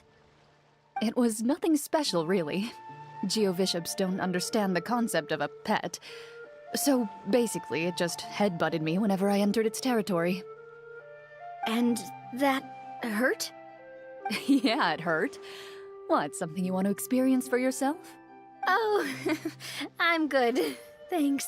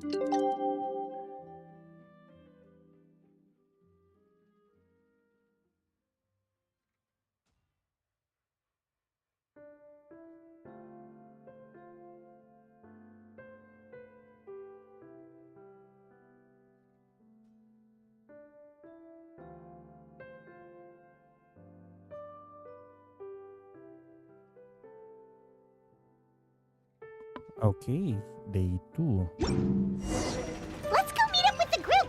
Paimon's really looking forward to today's story.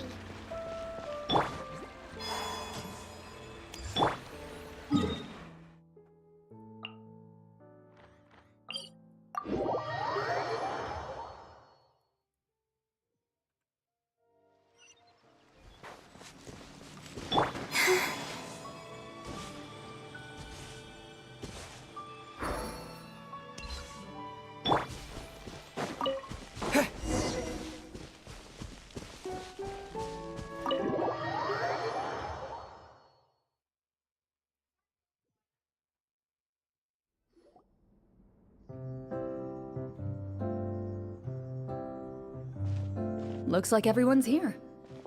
Now, before we begin, why don't we finish where we left off yesterday? There was an important decision to be made, yes? I'll pour everyone a cup of tea. Is that really the most important part, though, Clorinde? Paimon's more concerned about our current surroundings. Heavy walls, cold railings, dim lights. This is obviously supposed to be a prison. I admire the work put into the set. Still, it's obvious the scriptwriter has never paid a visit to the fortress of Meripede. So this set is going to be a part of the script? Unfortunately, that is something I can neither confirm nor deny. Anyone think Clorinde's smile is starting to look kinda scary? Well, whatever happens, we'll just have to push on. But first, we should really figure out what to do with this treasure. If we're worried about arousing suspicion because of our identity, why don't we give ourselves a different name, just like Clorinde's master did? Yeah, it might be better to keep a low profile. As long as we're helping people, it doesn't matter who we are or what we're called. Staring at me won't get you anywhere. Or did you want some more tea? Oh, Paimon's good. Thanks. Why aren't you saying anything, Navia? Wait, what's that next to you? Oh, this is the short sword Clorinde mentioned last night. I found it. That's why. Huh. I'm surprised you managed to track it down after all this time. Well, I made sure to take good care of it, considering the circumstances in which you gave it to me. Of course I had to keep it safe. Anyway, where were we? Oh, right. I was just thinking about all the potential ways for us to break out of prison. We could dig a tunnel, or try to bribe the guards. Wait, we haven't been thrown into prison yet, have we? Well, it's only a matter of time. It pays to be prepared. Just like how you should always have an umbrella on hand, even when it's sunny. Alright, Paimon's made up her mind. Let's just give the treasure away. Paimon may have wanted to keep it, but if it's going to land us in prison somehow, Paimon will be too upset to enjoy her snacks. Turns out Paimon cares about more snacks than treasure. And she's developing as a character. Should I go this route? So, you've reached an agreement? All right then, we can continue with the story. Yeah. Oh, and we'll collect all the scattered pieces of treasure on the ground as well. All right. You collect the treasure and make your way back to the capital with your bag of loot in hand.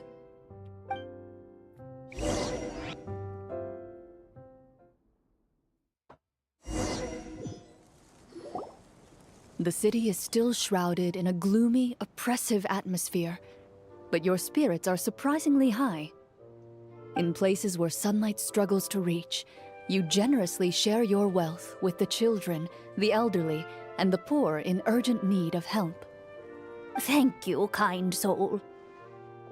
The elderly woman's look of gratitude follows you as you walk away, her eyes never leaving your back until you move entirely out of sight. However, there's still quite a bit of Mora remaining. It appears you haven't made much progress. She's probably trying to tell us to speed this up. We need to hurry up so we can address the sorcerer problem. Should we go find that man again at the square? He seemed like a pretty responsible guy. I'm sure he knows the people here far better than us. Oh, good idea! Just as you start to make way to the square, intent on finding the man again, there's a voice.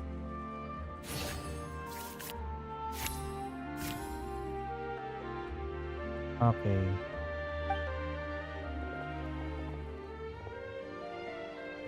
Please wait, distinguished guests. Huh. Several strange guards suddenly call out to you. They run forward to meet you and proceed to politely pay their respects. Greetings, gentlemen. Are we being invited for afternoon tea? Surely you jest, my lady. That would not be our place. It is His Excellency the King who requests to meet with you. Please come with us.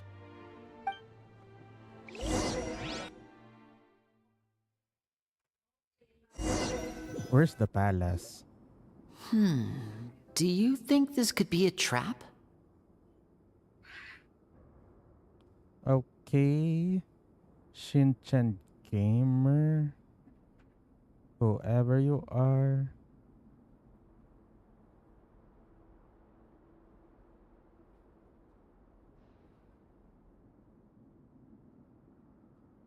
Okay, it seems you're also into Genshin.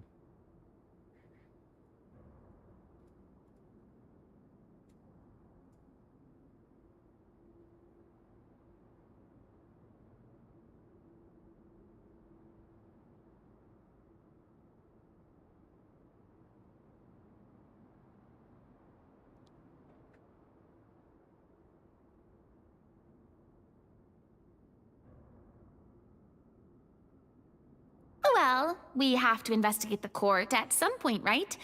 Meeting the king himself would be a fantastic opportunity to do that. I say we go for it. If something happens, we'll just turn the whole place upside down. That sounds a little intense. After a quick discussion, you nod to the guards and agree to follow. They lead you all the way to the audience hall of the palace. Gilded tables line both sides of the hall. The space itself is adorned with all manner of expensive antiques, glass shelves, and silver candlesticks. The items appear quite ordinary in size and dimension, yet their presence somehow makes the emptiness of the hall feel even more surreal and ominous. Okay, Shinchan Gamer. I'm in Asia. Wow, it's so luxurious! The elderly king, clad in a magnificent robe, sits upon the deep crimson throne before you. He wears above his head a majestic crown, with a gemstone the size of a bird's egg set right at the very front. As you observe it, you see a complex pattern of light reflect off its surface. They're here, Your Majesty. A man dressed in dark clothes, likely a minister, shields his mouth with his hands and bends down to whisper a few words to the king. That is no dark clothes. They would have went with purple. Or make it black. After a moment, he lowers his hands and stands back up. His gaze shifts to fixate on your group, but he does not move from his place at the king's side. The king does not appear entirely aware of his surroundings. The man by his side, though, we should keep a close eye on him. The king remains still and says nothing. The minister is the one who speaks. Esteemed guests, allow me to thank you for coming to our faraway kingdom. Unfortunately, His Majesty the King finds himself quite exhausted from work. So please allow me, his Prime Minister, to welcome you in his stead. Paano kung ayoko? I've heard tell that your group, the Marechaussee Hunters, used your exceptional ability with the sword to repel the monsters near the capital. Such a great deed deserves to be rewarded. However, seeing that I was not fortunate enough to observe such a feat with my own eyes, you'll forgive me for seeking to verify the truth by speaking to you myself. Well, we've got nothing to hide. You brought us here to talk, right? So we'll just explain what happened.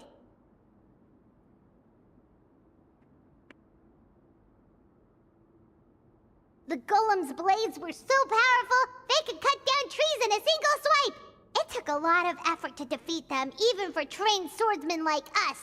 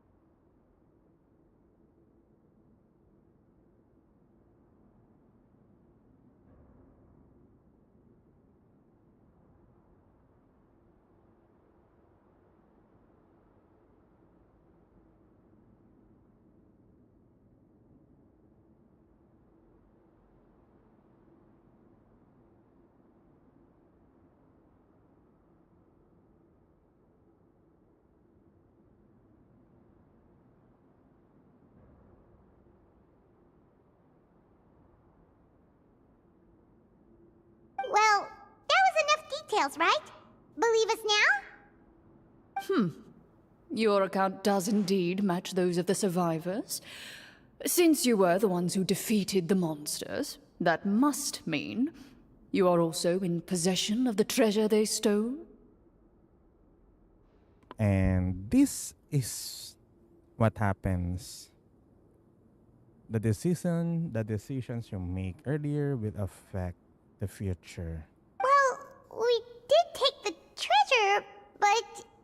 How did he know about the treasure? Then I must ask that you return it at once. It belongs to the kingdom. Wait, but didn't you just say that our great deed deserved a reward? Shouldn't the treasure be considered a part of that? Yes, that was indeed what I said. But you seem to have forgotten a very important distinction. Only that which is freely given by the king can be considered a reward. Taking the rightful wealth of a kingdom without said permission, on the other hand, is a crime. But that's completely unreasonable. Yeah, that makes no sense! If it weren't for us, the treasure would still be buried underground somewhere! Maybe so, yet the fact remains. You tried to dispose of the treasure without reporting it to the court and without receiving permission, yes? And they will end up onto the slammers regardless. What, no answer? Surely you're not insinuating that you, a group of legendary marechaussee hunters, sought to take the treasure for yourselves? Well, what about the king? Is he just gonna let this guy talk for him the whole time? Clad in his magnificent robe, the king remains seated, with his hands resting on either side of the throne. His posture is rigid and unmoving. He stares forward with an empty look in his eyes, completely unmoved by the events before him. From the look of things, could the Prime Minister be the evil sorcerer? Or could both the King and the Prime Minister have fallen under the evil sorcerer's control? I would like to observe the number of guards stationed in the hall. The guards in the palace appear fully armed, their expressions solemn. Sensing the tense atmosphere in the room, they stand at the ready, each with a hand placed upon the hilt of their sword, as if prepared to draw their weapons and surround you at a moment's notice. Well, there goes my plan to turn the whole place upside down, I guess. It appears we've been visited by nothing more than a group of ill-intentioned imposters. What a pity. Guards, take them away and throw them in the dungeons. Before I decide your fate, however, I must first determine whether you have any accomplices outside the court. Okay. Can't we try to slip away? Or maybe start some kind of riot? But if we try to fight the guards right now... Don't worry. At least we figured out who's behind all this. Let's just play it by ear. If you're scared, Paimon, just hold my hand. Aw, thanks, you guys. You allow yourself to be led away by guards surrounding you on both sides. It's only when you begin to feel drops of water falling from the dungeon ceiling and smell the stench of death and decay all around you that you finally realize you've stepped into a completely different world. Stay here, and don't try anything funny. The guards lock the cell door and leave without looking back. Wait, sir! Your voice echoes through the dark hall, but the only response you receive is the sound of water dripping from the ceiling. No! What should we do now? Carve out a new path of fate with our own two hands, of course. I draw my weapon. You reach toward your waist, but find nothing there. You now recall that your weapons were confiscated before the guards locked you in the cell. The bag of treasure along with them. Yeah, we kind of forgot about that. What about that knife I hid in my boot? When did you hide it in there? When I was thinking about digging a tunnel. Rejected. You failed to inform the GM of this course of action. Moreover, the guards would have conducted a thorough search before throwing you in prison. Quack. And the keys to the cell aren't anywhere to be seen? Correct. You don't even feel a lock hole on the cell door. Oh, well, there goes all our plans. Indeed. Huh? Why are you the one saying indeed? Because that statement holds true for me as well. This is where the script ends. Oof. What? But that's a terrible ending! Generally speaking, this should be the point where the scriptwriter gives the players some kind of hint, or gives the GM some kind of code for how to move forward. I mean, maybe they just really wanted us to be immersed in the feeling of being in prison? Like, they'll only show us the way out once we've grown truly and utterly desperate? That is a possibility. If only there were desserts and tea in real prison. Oh, wait, guess it's kind of how the Fortress of Meripede works if you're lucky. Oh, before I forget, Navia, the short sword you had with you earlier. I took a closer look, and the craftsmanship doesn't appear to resemble anything from this era. If I remember correctly, that style was last in vogue several hundred years ago. Wait, Clorinde said that sword used to belong to her master, right? Does that mean her master has been alive that long? I doubt it. The way she went about things often made her seem childish more than anything. I'd say the sword was most likely an heirloom passed down over time. Okay. How are they gonna proceed? Hang on. A precious heirloom passed down to you by your master. And you gave it to me just like that? You weren't worried I might lose it? Master left many things to me when she disappeared. There was the sword, an old key, and a good amount of junk she probably just didn't want to take with her. I gave you the sword back then, because I didn't want our friendship to end. Wait, when did this happen exactly? After the duel, probably. After the duel. Between Mr. Callis and myself. Okay. Before that, Clorinde would have meals with us and even stay over at the Spina some days. She was on great terms with Papa as well. After the duel, though, there was a period of time where we simply didn't know how to face each other. She entrusted this sword to me, and never came back. We were both sad, and conflicted, and totally overthinking everything as a result. Whenever I looked at this sword, I couldn't help but wonder if Miss Petronia had never introduced us to each other at that picnic. Maybe part of the sadness I was feeling could have been avoided. Back then, it felt like I hadn't just lost a father. but a close friend as well. No one can change the past. The most important thing is that you two found your way back to each other and can enjoy things like this together. Yep, you're right. I'm sorry, you two. I didn't mean to bring up any sad memories. Think nothing of it. No one here is at fault.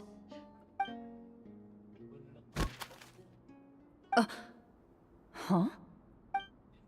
Yeah, it's the script manager.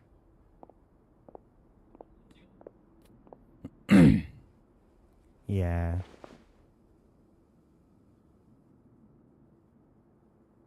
Oh, looks like the next part of our script is here. Perfect timing. The situation was really starting to get desperate. And not just because of the prison thing. From Clorinde's face, Paimon really can't tell if it's good news or bad news. Maintaining a poker face takes true skill.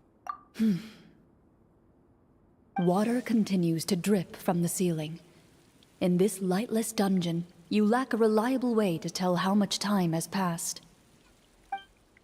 Eventually, you get used to the unpleasant odor of straw, mold, and rust, and find yourselves alternating between fits of drowsiness and despair. Suddenly, you hear footsteps outside the door. Heads up, everyone. Someone's coming. Gather close, everyone, and keep your voice down.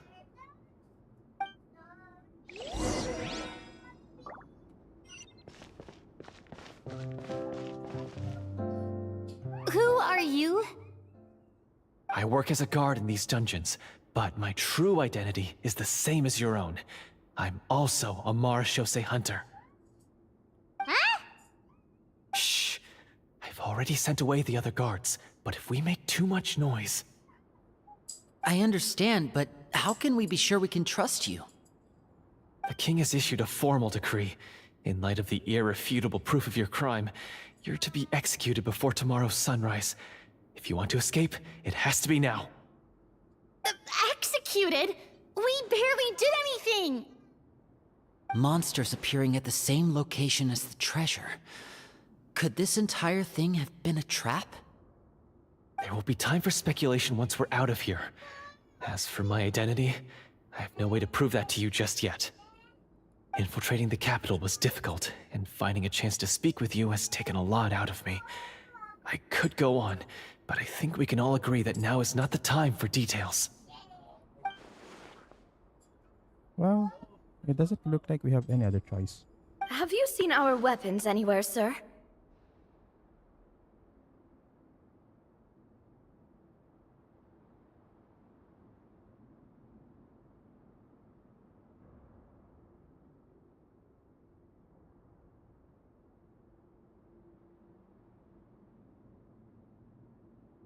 Don't worry, I brought them with me.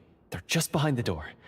Still, these weapons alone won't be enough to defeat the true enemy behind the scenes. Okay, let him cook. His faction is too powerful. The guards are all under his control, and he's even stationed a number of golems in various rooms throughout the palace. To defeat him, you must find a secret vault. It is said that within that vault, the marechaussee hunters of the past left behind a treasure with the power to defeat the sorcerer. You're not coming with us? No, I'll remain in the dungeons to deal with the guards. I'll try my best to distract them so they don't go after you. As long as my identity is not revealed, I'll be able to aid you when the final battle comes. In that case, please stay safe. Thank you for your concern. I will do my utmost. As for the location of the vault, here, this map should lead you there.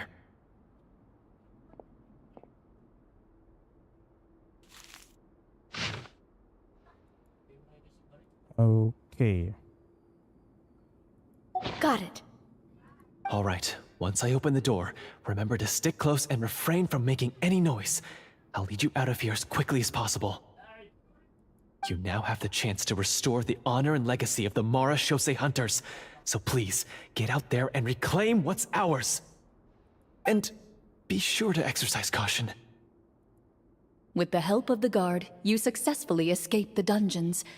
Your sense of despair and anxiety both seem to fade as you continue your quest.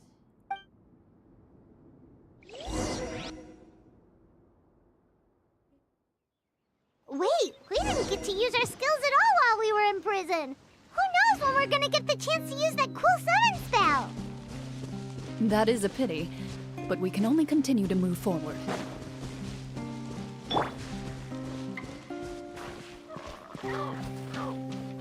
Up and away!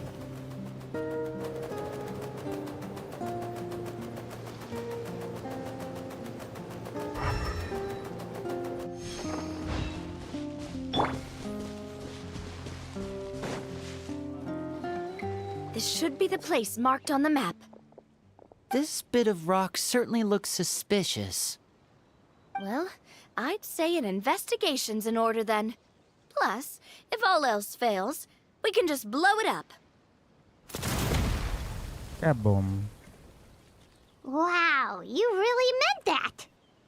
Before you lies a serene stretch of open water, its surface shimmering a brilliant shade of sapphire blue.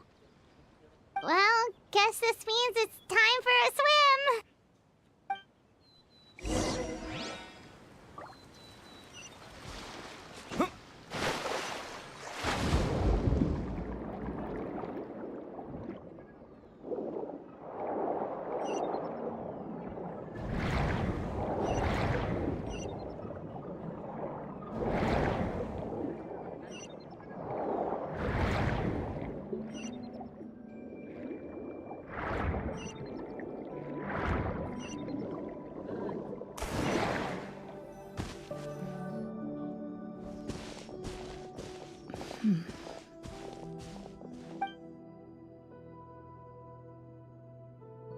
What's the matter?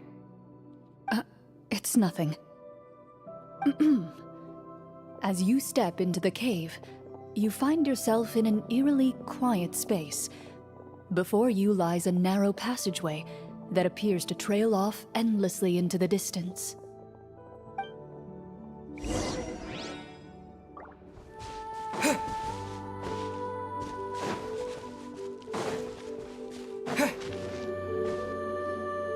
Wow, this must be where the treasure is hidden! But this door is blocking our way in. It almost looks like it's been here for quite some time. I've got to hand it to the tabletop troupe. They really went all out with the props. Huh. What have we got down here? A kind of mechanism connected to the door? Ah, it looks like we might have to arrange it into a certain pattern. A pattern on a stone door. That's something Master mentioned before. Okay, maybe her master has something to do with this thing. Is something wrong, Clorinde? After a long, difficult journey, you finally arrive at the location indicated by your map. It appears to be an ancient site of some sort, where treasure likely awaits.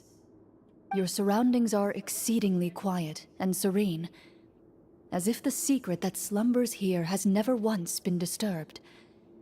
If you listen closely, you can almost convince yourself you can hear the sound of its calm, gentle breathing. Okay, testing. Testing the gain of the mic. Because it keeps picking out sounds outside the range. That description makes Paimon feel kinda bad for disturbing this place. We're doing this for the sake of the people, to free them from the evil sorcerer. I say it's time for this treasure to once again see the light of day. Linny's right. We need to keep going. The future of the kingdom depends on it. The next part of the story requires us to solve the puzzle, right? Let's start exploring the area. Yes, that should be fine. Something feels off about all this. Guess I'll just have to improvise.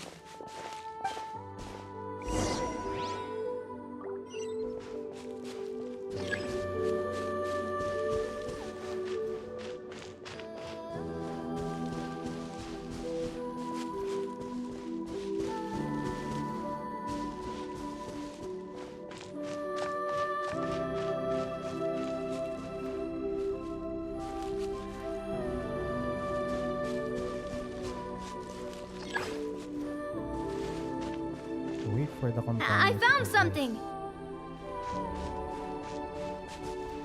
Found something here, too.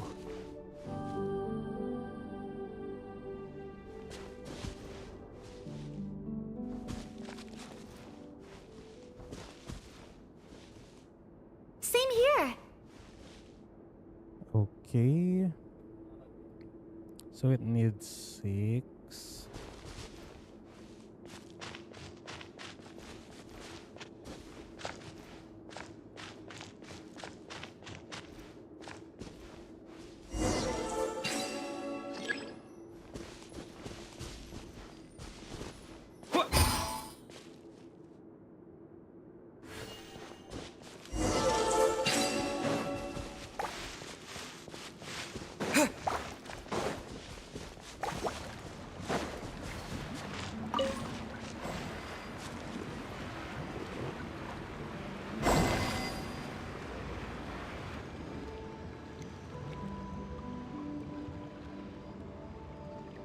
Okay, that's cool.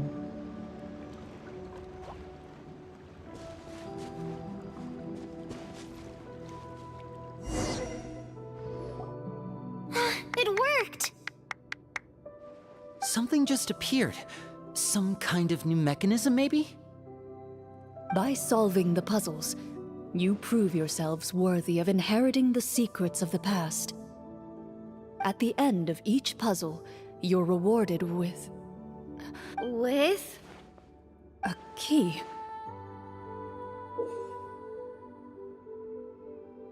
Mukha siyang key for Miliastra ay yung pampalit ng pangalan ng mannequin sa mannequina.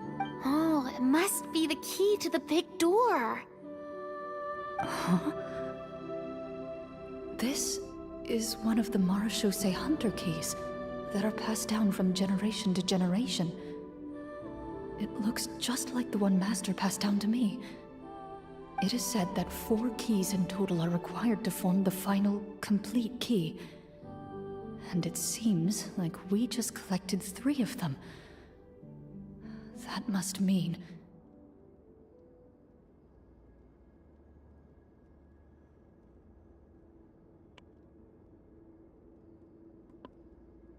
Okay, so her master has something to do with this one.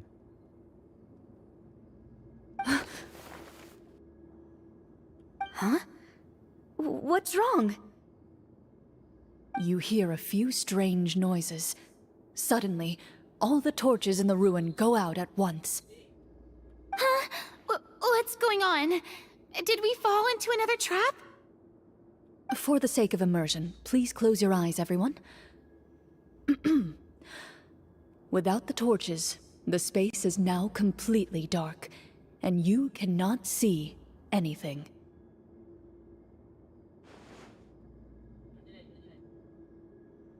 But Paimon can still see a little bit over here. Simon, don't break other people's immersion. Oh, right. Sorry.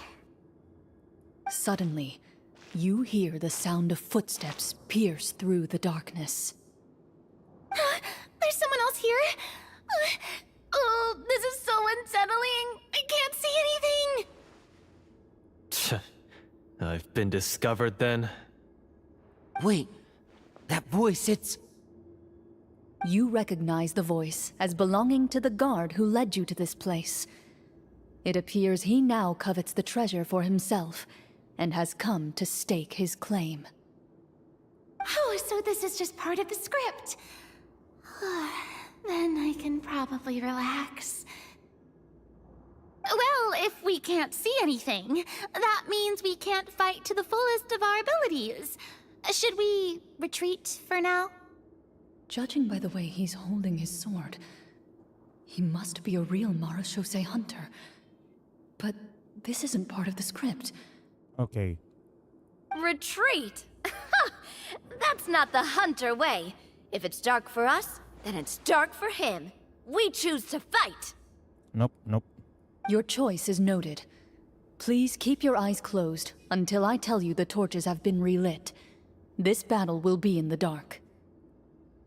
You got it.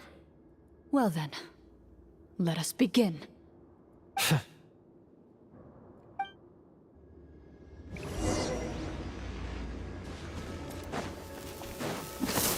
Ready. I'd like to try to hit him with my sword. Your strike is successful. Ha! You're facing a veteran marechaussee hunter. Is he still standing? Goodness, he sure has a lot of HP. Is it over? Can we open our eyes now? The enemy is strong and relentless, but the battle is nearing its end. The torches have not been relit. What about now? Final strike. Ha!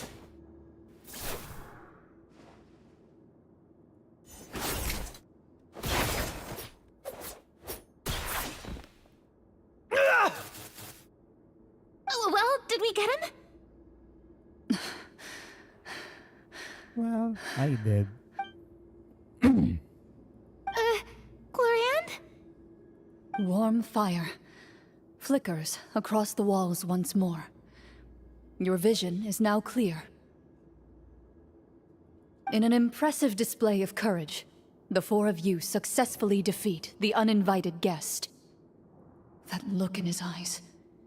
It's like he became an entirely different person as soon as I defeated him. Huh? Mr. Florian? Oh, wait. We're supposed to be role-playing. I should stay in character. Speak your name, guard. Why did you lead us here just to betray us? Is this treasure really more important to you than bringing peace to the kingdom? What kingdom? What peace? Those were nothing but lies! I, Florian, am a true marechaussee hunter, descended from hunters of ages past. So he's also using his real name. Or, wait, was that the name of his character from the very beginning? He's not role-playing. Then I'm even more confused. If you truly are a marechaussee hunter, shouldn't you want to help us just like you said before? Shouldn't we fight together for the sake of the people? What do you know? In this day and age, there's no glory to be had as a marechaussee hunter. What's that supposed to mean? They're role-playing, he's not. My skills were passed down to me by my father. We lived a life of obscurity in the remote wilderness. Still, he devoted everything he had to being a marechaussee hunter. And what did he get in return? A life of poverty and pain. In a world that forgot all about him. When he died, not a single person came to mourn his passing. The marechaussee hunters were the ones who saved this city, were heroes. We deserved more recognition and respect than this. Is he talking about how no one in the capital seems to remember the hunters and their legacy? I didn't expect the script to contain this level of social criticism. So that's why you want to take the treasure for yourself? You feel like you're owed fame and wealth? If you already knew where the treasure was located, why didn't you just come down here and take it? Because I still needed the final key. Only a true marechaussee hunter is capable of passing through this final door. As someone who sought to hurt others for his own gain, Florian lost that right long ago. Okay, but what is this treasure anyway? We've got all the keys, right? So can we just go in and take a look? You're sure you want to go in? We've been talking about it for so long. Of course we want to see what's inside. And we've already defeated Florian, right?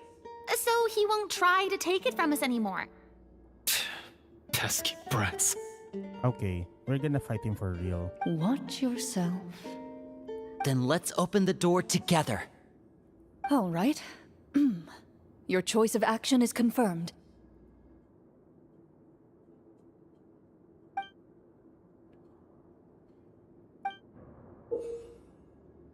Before you, the door to the treasure, sealed and undisturbed for more than 100 years, finally swings open. You hear the shrill wail of the door hinge as it rotates for the first time after years of disuse, almost like a sleeping giant letting out an extended yawn.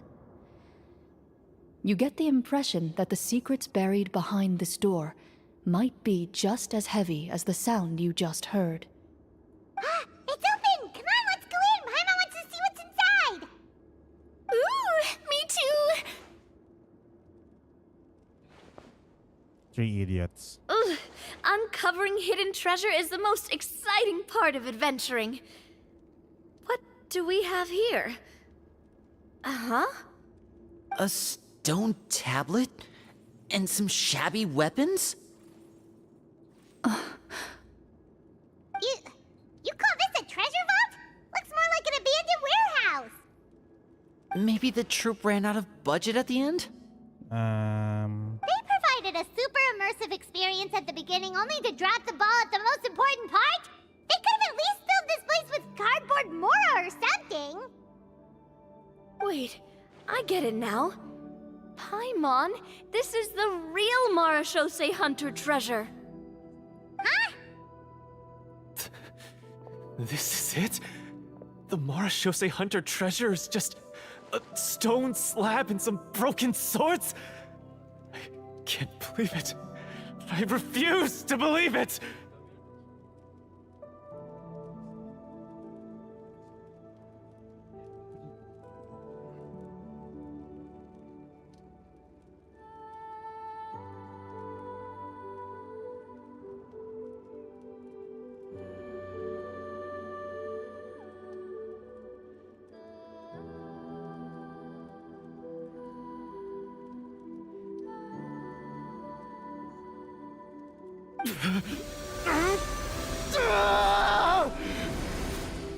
Okay, he's possessed. Whoa, are you okay? The Marachose Hunter before you appears to suffer a serious mental breakdown. He needs to leave the room for a moment to collect himself. One of you seems to understand the significance of the treasure already.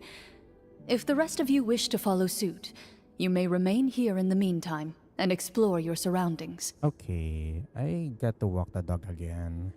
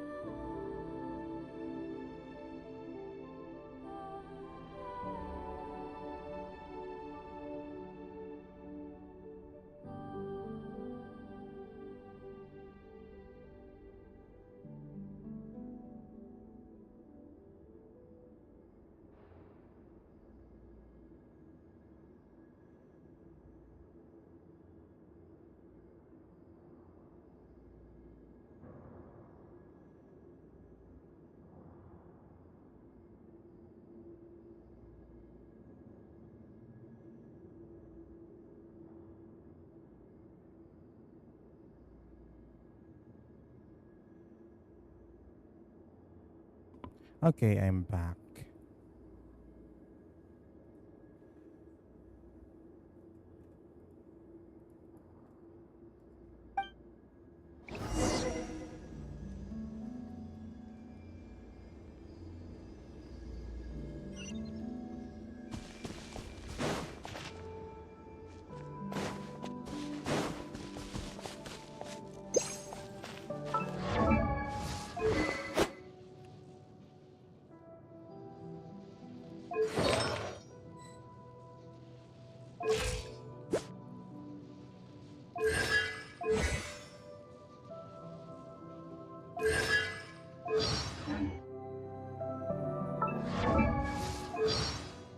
Oh, okay. She's trial court. Okay.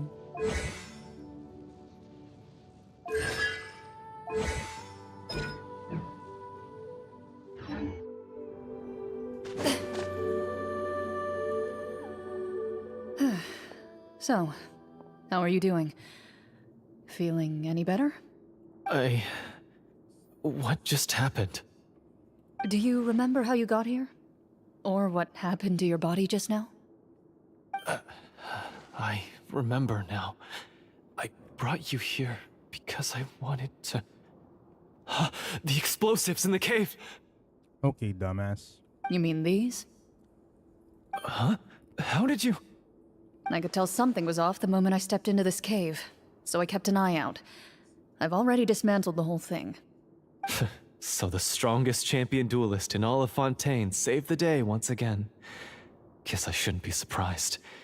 It would seem your skills as a Marechaussee hunter are as sharp as ever. I deserve some answers, don't you think? Tell me why you wanted to lure me here. Everything you said earlier sounded like the truth.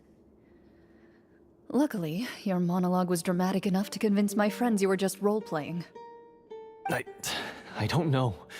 I just always felt like there was something in my heart that didn't belong to me. Something agitated and angry. Who knows? Maybe it was my own anger all along. I could never really tell.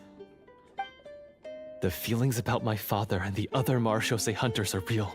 It just wasn't fair. I was angry, bitter that no one remembered them or praised their accomplishments. I don't know when it started, but at some point, my anger came to completely consume me. At that point, I remembered the legend my father used to tell me. The one about the treasure. But if the treasure was all you cared about, why plant all those explosives? Wouldn't they just destroy the treasure and bury you along with it? I can't remember. My head is a mess. It felt like there was this voice telling me to eliminate the hunters, but now it's gone. From your description, I suspect you were dealing with a Devorator. Okay. What is that? Devorator? Oh, your master... your father, I mean, never talked about it? It was a kind of monster that was active several centuries ago. No, I've heard of it. I'm just not sure why you suddenly... Wait, it can't be. The seal! The seal? My family has served as Marechaussee hunters for many generations. But the title and swordsmanship weren't the only things passed down over our line. There was a seal as well. My father instructed me to always watch over that seal and maintain it regularly. He said it had been passed down over a truly ancient age, and protecting it was our clan's most important duty. But I neglected that duty after he died. I finally decided to come down and check on it one day, and that's where my memories become fuzzy. The Devorator would be a formidable adversary for any mortal being, even ones as capable as the Hunters. If you lacked the power to completely destroy it, you could easily fall prey to its influence and corruption. In light of this, some Marechaussee hunters chose to seal the Devorator away, in the hopes that a permanent solution would come with the passage of time. I heard it has the power to amplify the obsessions and desires in people's hearts, to the point where they overtake you entirely. It would seem I'm not just lacking in skill with a blade, but in mental fortitude as well. And yet, you were able to retrieve 3 of the 4 keys. If I remember correctly, each was entrusted to a respected and capable hunter. How did you manage it? One of them belonged to my father. The second I stole from a different hunt was one that I snatched while the person was on the way home from the tavern. I nearly died in that alley. I know just how strong you are. It's as clear as day to everyone in Fontaine. I observed you from dusk to dawn, but could never find any opportunity to sneak up on you. I never even saw you drink a single glass of liquor. The only way I could think to obtain that last key was to lure you here using your hobby, and then... Oh, I get it now. That monster, it wanted to bury you here alongside the treasure. Yeah. Probably because she's too imba for the monster. I won't comment on anything else, but the script was good. Well, I did pour my heart and soul into it. The stories my father used to tell me about the glory of the heroic Marechaussee hunters and how they came to be forgotten. It's more than just a story. Huh? You're proud to be a hunter. You're still holding onto that part of yourself, no matter how small. I have done so many despicable things. I have nothing to be proud of. Then explain the purpose of the evil sorcerer in your story. Isn't he the true antagonist? The one who sought nothing but his own gain, and used the people as pawns to attain it? In your heart of hearts, he was the one you truly wanted to defeat. But I've already tainted my sword. I no longer have any right to... Wake up, Florian. Remember how you introduced yourself earlier. Do you really think the hunters acted out of a desire for honor and glory? Or to be loved and acknowledged by the people? What did your father teach you about our order?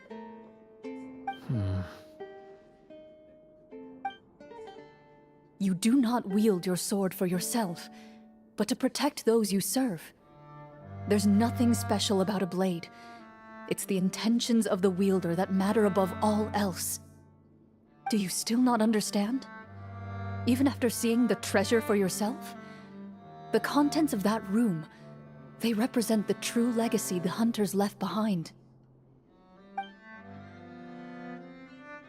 You're right. I am a Marechaussee hunter. It's time for me to redeem, no, to finally serve the people I vowed to protect all along. I wouldn't be so quick to push aside the need for redemption. I know. That's a charge I won't bother to defend myself against. Good. Then, come with me, and help me see the script through to the end. Huh? See the script through to the end? But there's no more script left. Never finished it, huh? No, I mean, I wrote the script with the sole purpose of luring you all here. There was no reason to write beyond this point.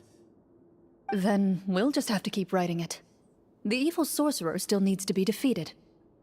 You mean the Devorator? Are you saying I have to make up the rest of the script as we go along? Yeah, you kinda started it. Is that really so hard? You've already written most of it. Surely you can write an ending where the hunters win and justice prevails. I'll be there to help you too. You aren't afraid your party will fall into danger? I know what my friends are capable of, and they're all quite skilled. Besides, I need their help. I mean... Clorinde is a noob. Even in combat. But she has 3 hyper carries. Or 4 if we count Clorinde. Then, are you going to tell them the truth about all this? I don't intend to spoil the fun. Sometimes, protecting dreams and fantasies is more important than exposing the truth. Don't you think?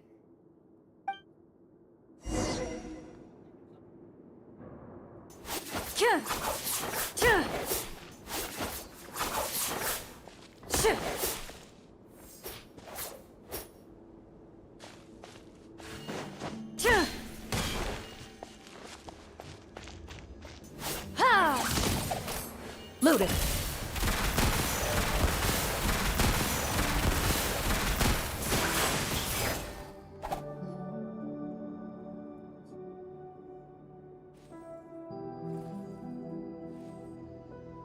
They're back!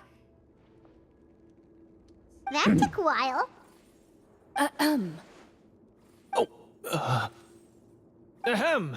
My fellow Marashose hunters, please forgive me, for I have sinned. Tone it down. Sorry. After crossing swords with you and witnessing your courage in battle, I've rediscovered my true self and regained my pride as a Marashose hunter. Oh, do I smell a redemption arc? I confess, I was brainwashed by the evil sorcerer. He asked me to lure you here so he could bury you in this cave. That little... Wait, you're saying all of that wasn't you, but the evil sorcerer? That's right. He's adept at manipulating the hearts and minds of the people. I fell under his influence because I did not possess a strong enough sense of will. Huh. And how are you going to prove that you're a changed man? We're not going to fall for the same trap twice. To be perfectly honest, I only came to my senses after seeing the treasure. It reminded me of my father's past teachings. The treasure was actually...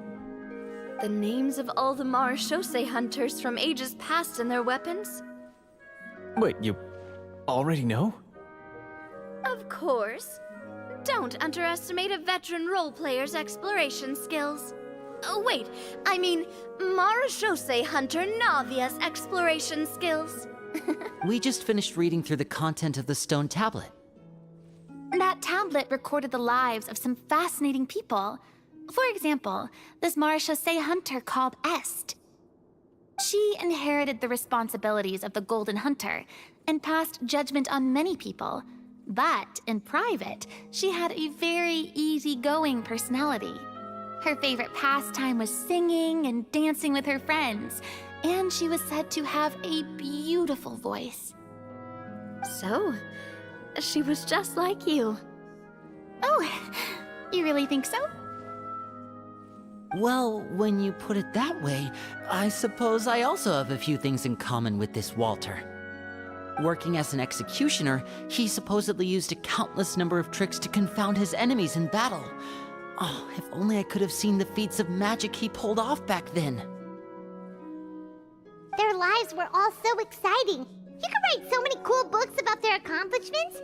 How could they have all been forgotten? Because they chose to be.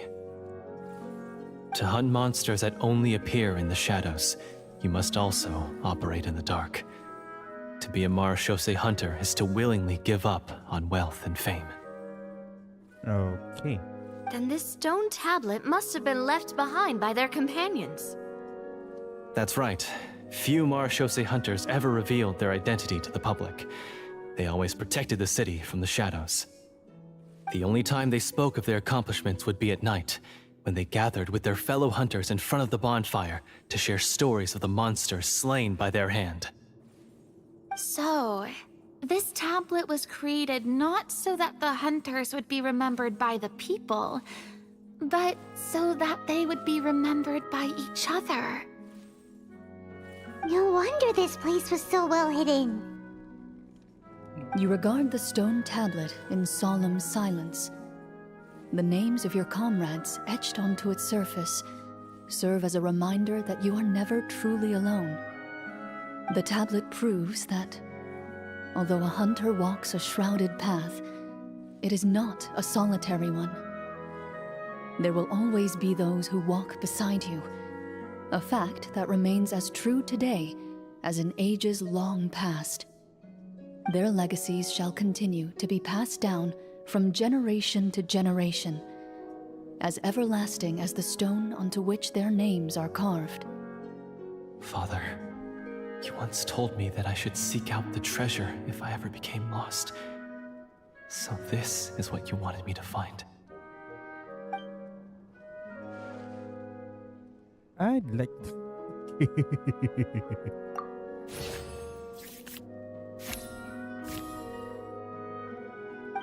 His eyes are sincere, and his words ring true. You can tell that every word he spoke just now came from the bottom of his heart. I implore you, everyone, please give me a chance to make up for all I've done. Allow me to fight alongside you and defeat the evil sorcerer that threatens the peace and prosperity of everyone in this kingdom.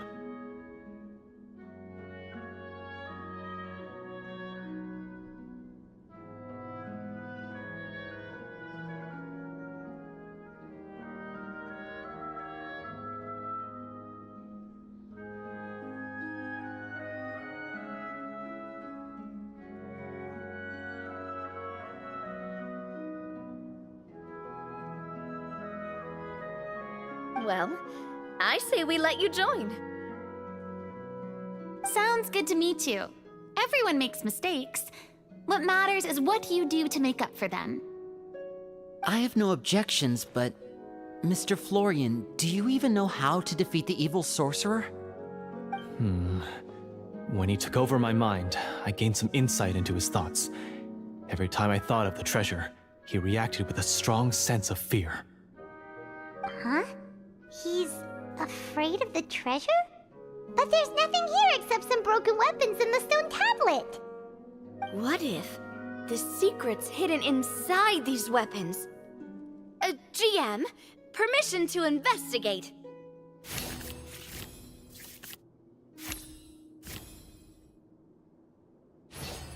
Okay, success. At first glance, the weapons appear absolutely ordinary. But as you observe them, you notice a faint energy emanating from within. These blades have slain countless monsters. Though it's been a long time since they were used in battle, their edges remain sharp, as if they're simply waiting for the next worthy hunter to carry on their legacy. So basically, take these with us, right? Oh, there are bows for him. I'll take this weapon, since it used to belong to Est. Maybe it'll find comfort in being held by someone who appreciates the arts. Ah, good idea. I'll take Mr. Walter's bow then. From one archer magician to another. Paimon's gonna pick a cool weapon too!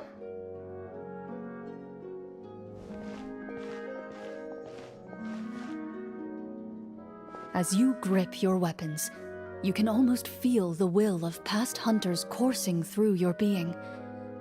It's a feeling of courage, determination, a silent vow passed down from generation to generation that says, eradicate the monsters, no matter the cost. So the Marshasei hunters are basically demon slayers. From, of course, obviously Demon Slayer series. It's either you are a son of one or child of one, you have a sibling, or you're just picked up randomly by another demon slayer and got sent into a cultivator.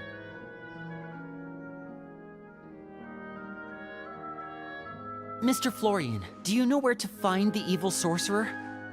I was able to see his surroundings when our minds were connected. I believe he's currently hiding out at the church in the kingdom. We must be extremely careful. He's spent so long living among monsters that he's now taken the form of one. He will not be easily defeated. Then why don't we explore some more and try to find some higher level gear?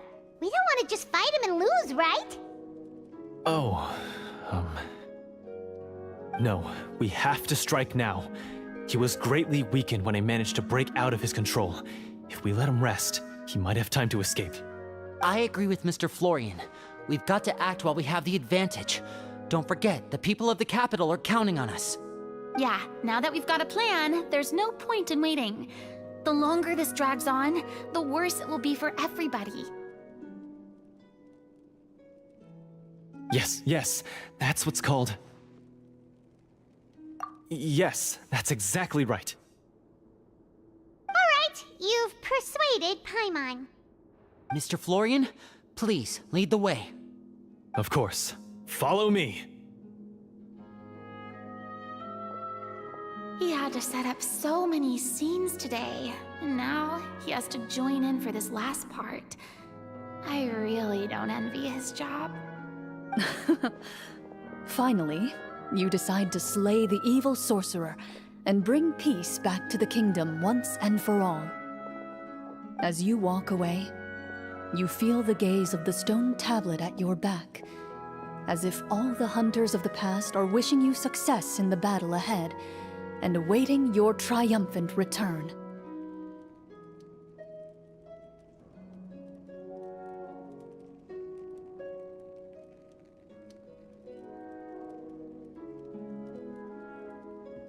Okay.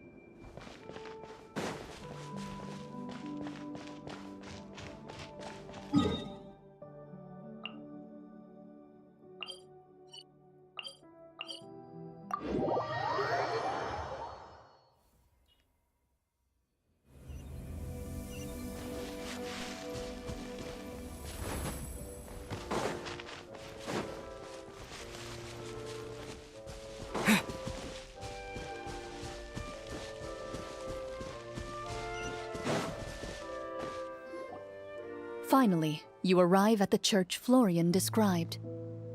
As you approach, an ominous aura surrounds you. You get the sense that your enemy is close at hand. How strange. This uneasy feeling seems so real. How did they manage that? Yeah, that's actually real. Now, it is time for the final battle. Let's go!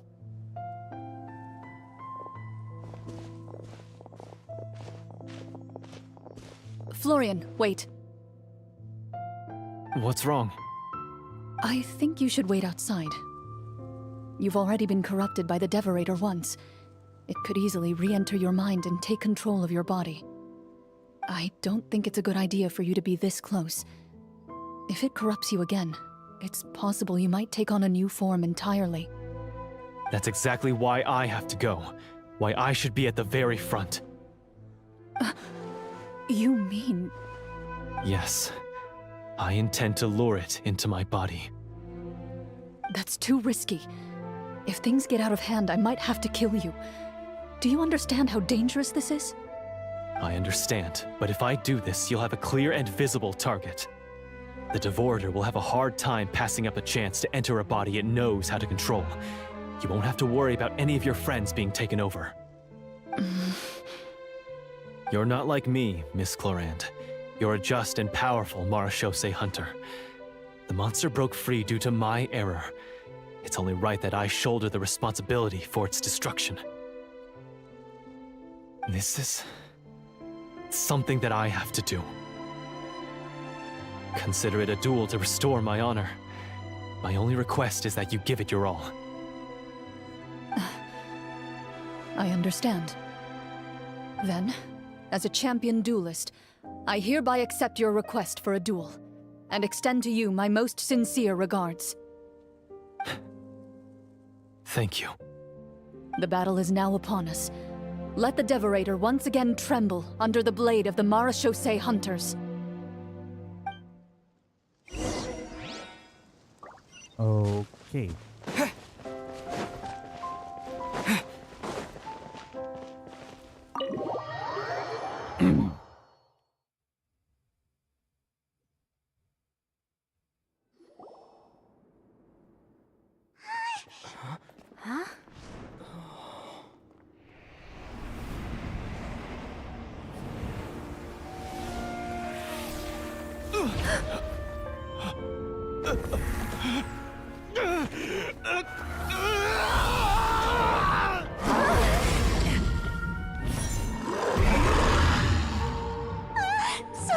So lifelike!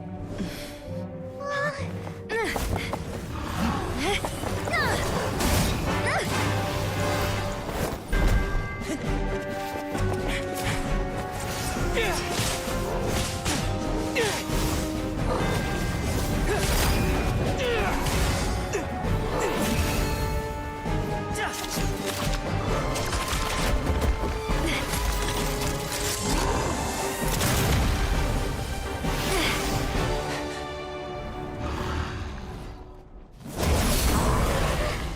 is nothing working? This foe is not invincible. You hold the treasure. The power to defeat it in your own 2 hands. The treasure? You mean... The names! It's the Marechaussee Hunters' names! How are we supposed to... You forget, Paimon? There's still one skill we saved until the very end. Hunters fight not for fame, but to aid the people whenever they are summoned. Walter the Marechaussee Hunter, master of 1,000 tricks, executioner of the Phantom Hunters, I call for aid! Est, the Marechaussee Hunter, inheritor of Cassiodor's will, judge of the Shadow Hunters. Answer my call!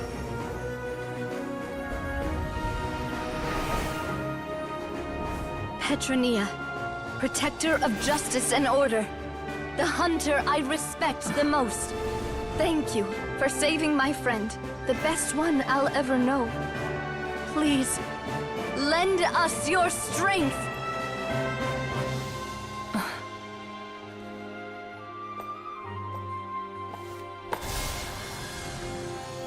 We have come to answer your summons.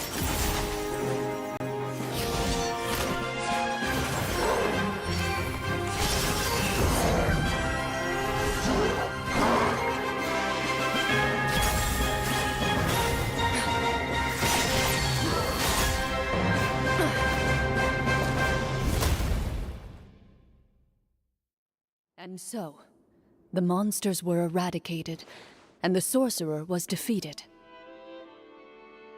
Okay. That goes hard.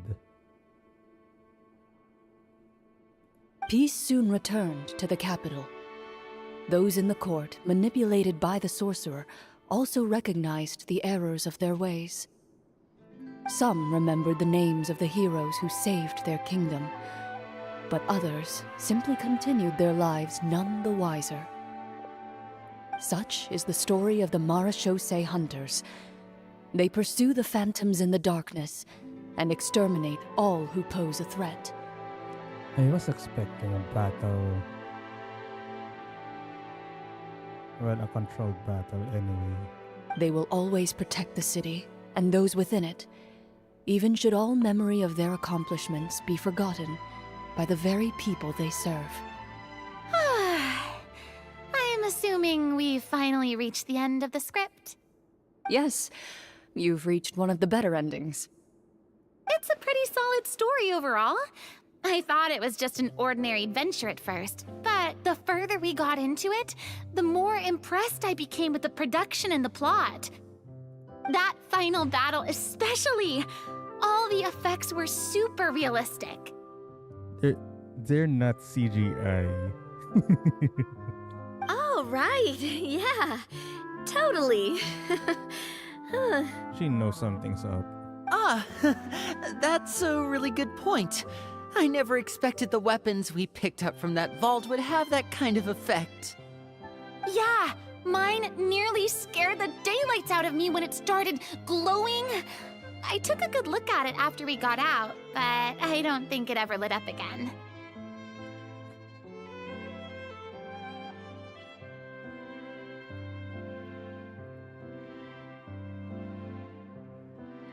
Okay.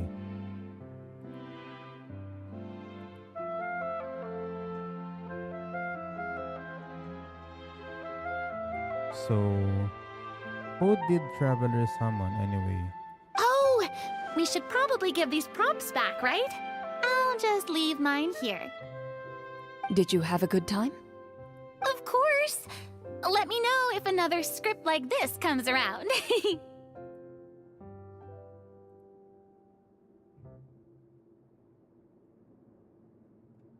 Sure, no problem.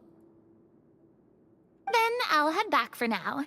I think I need some time to fully digest everything that just happened. Once Mr. Florian is awake, please pass on my regards to him. He must be extremely exhausted to have passed out cold like that. You're right. He's had a lot to deal with. Well, see you all some other time. Toodaloo! Did-doo.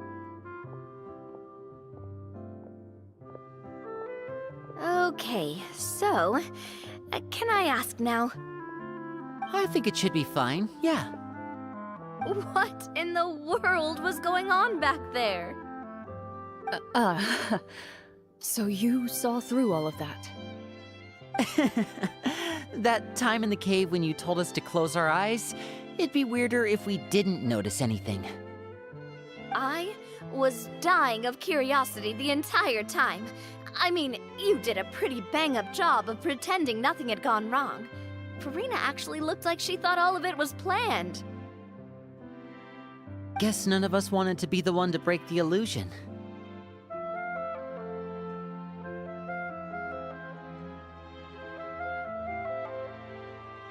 What are you all talking about?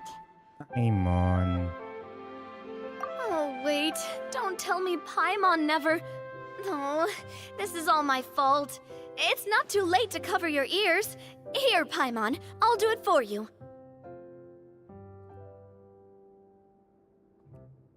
What's the name of the guy that the traveler summoned? A bit late for that, don't you think?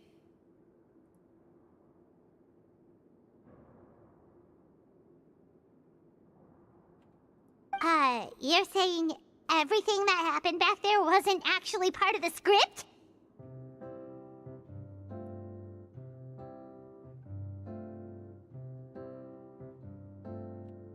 It's probably more accurate to say this was never a real scripted story to begin with. What? So loud. My head. Yeah. That's on you, boy. Hey, you! Get up right now and explain yourself! No shaking, please! Oh, my head.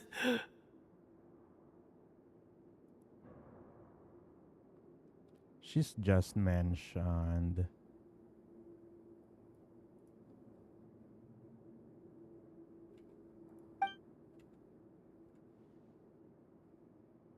Did Paimon just hear that right? You guys made up that whole last part on the spot? It's not nice to lie to people, but Paimon's gotta admit, that was a really good story, Florian. Oh, and nice improvisation, Clorinde! Yeah, it was like watching a magician improvise a spectacular magic trick after forgetting an important prop. If Paimon knew something was wrong with that vault, she would have floated straight in the opposite direction! Everything was under control. As if you've ever described a situation as being out of control. I'm pretty sure any situation you consider to be easy to handle would scare a reasonable person half to death. Guess I'm just used to it.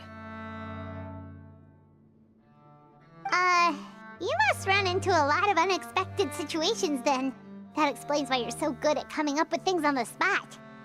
As for you, Florian, I know there's no excuse for what I did. I'll turn myself into the guards at once, confess my crimes, and accept any punishment that comes my way. I would say you've already suffered more than enough. What? You may have been blinded by fame and fortune in the beginning, but your actions during the final battle had proven you to be a true Marechaussee hunter. You'll be far more used to the city above ground than below. Your job as a hunter is more important. But... Of course, you'll still need to take the keys and pay a personal visit to the 2 hunters you wronged. Prepare to accept any terms they give you as well. Yes, of course. As far as I'm concerned, though, your showing in the duel was enough to prove your honor. Then I'll do exactly as you said. I'll go return those 2 keys right now. Thank you so much, everyone. I'll do my best to prove myself worthy of the second chance you've given me. I swear this on my name and honor as a Marashose hunter. Until we meet again, everyone.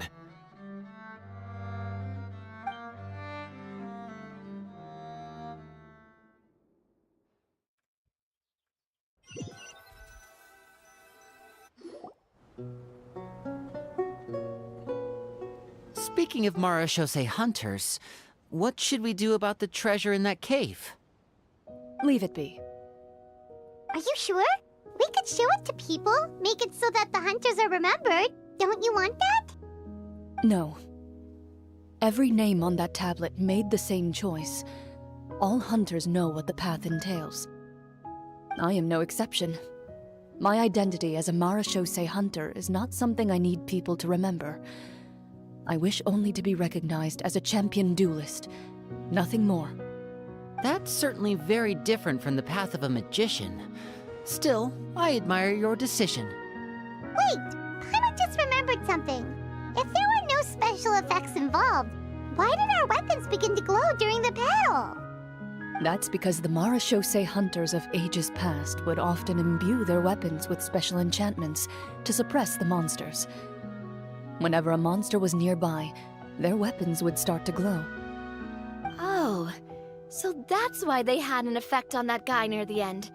I really thought the summons were doing all the work. Well, I'm sure the summons were a part of it too. Oh? How so? This particular devorator probably hailed from the same era as the hunters we saw in the room. The names you recited all belonged to the bravest hunters. Countless monsters fell to their blades. That's likely why the devorator visibly reacted when you said them out loud. So the names held the power all along! Navia, everything you said during your summon. Huh? Oh, I meant what I said. I mean, it was true to my character, so yeah, I'm glad you heard it.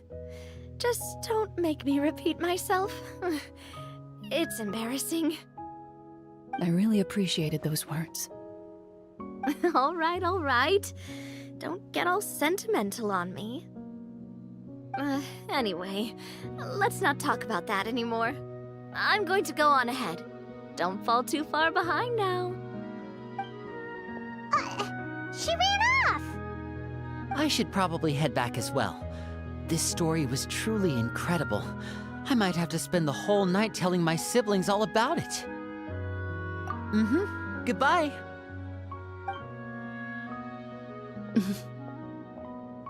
Traveler, should your name and deeds be forgotten, what do you think the significance of your journey will be?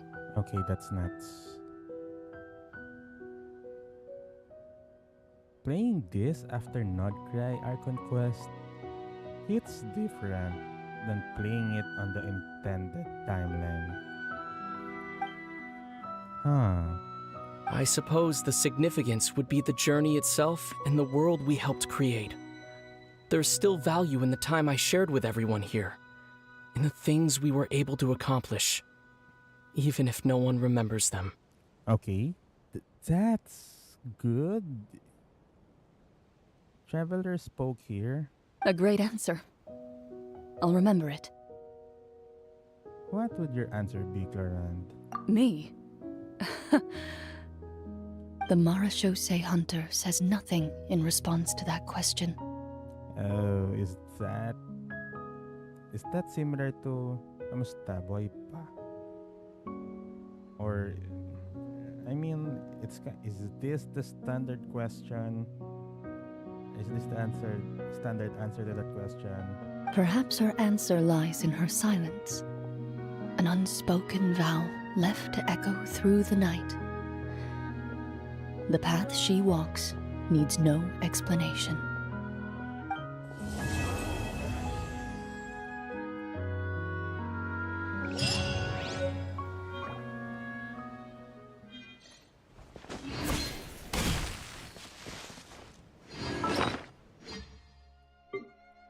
Okay, so Game Master. Persuasion, Investigation, Summon.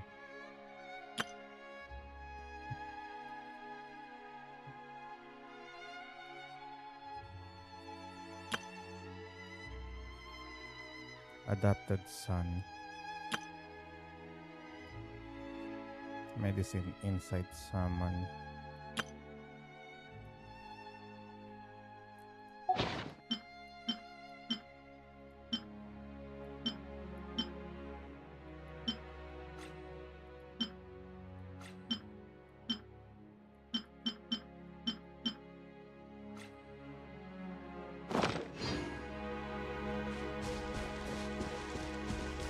Okay, so what should I do next? Should I clear another side quest?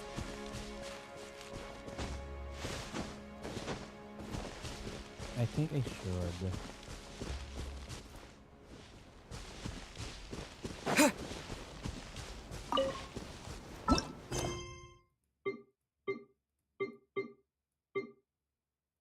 Yes, I have a frick ton of world quest because I'm so lazy.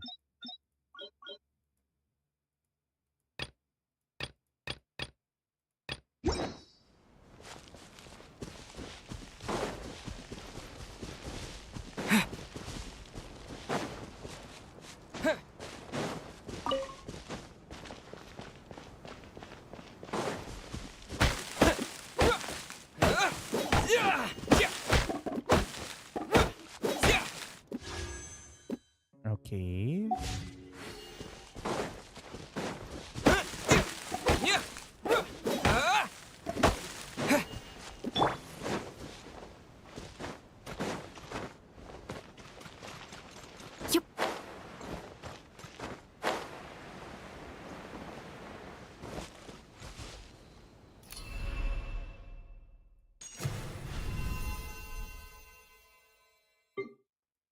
There's no point doing this.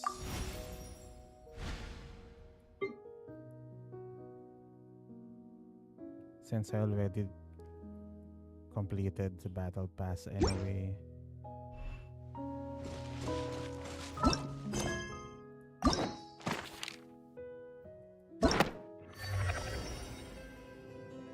Okay.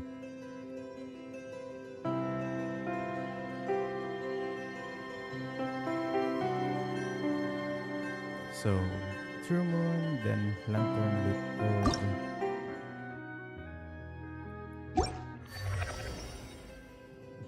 After this, then Durin.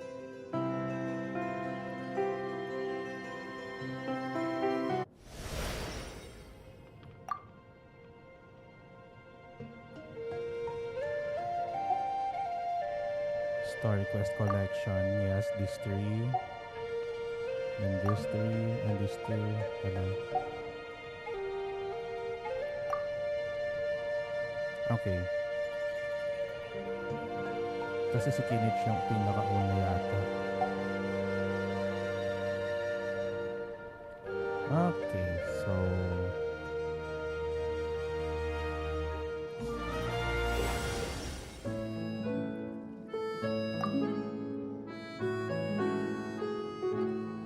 Paralogism. Ah yes, the hangouts. The story quests.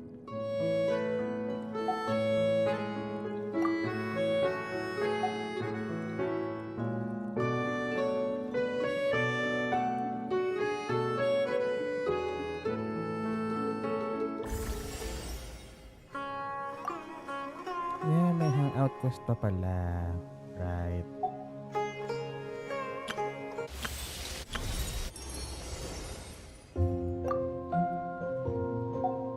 What? Okay.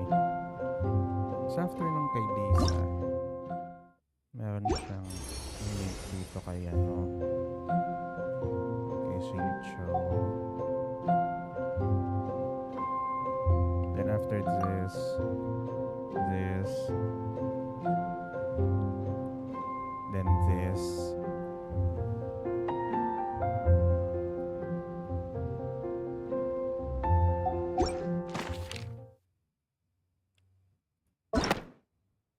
Should I? I'm conflicted. Should I do this quest? Maybe next time. Yeah, maybe next time.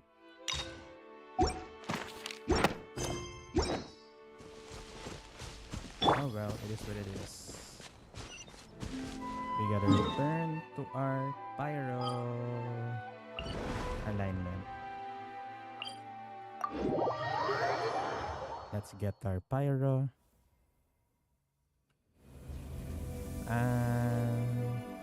Yeah. Let's get pyro for now.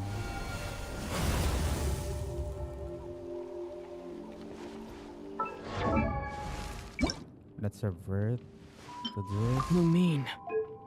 Lumine. I kinda like this one for this outfit. Cause homie's got gray metal here.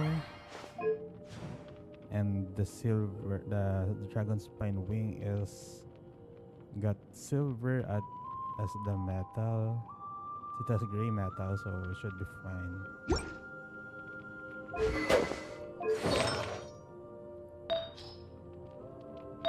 So, nakanino nga yung ano na to?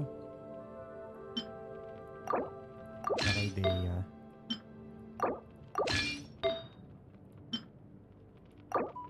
Yeah, I'm gonna hijack it again.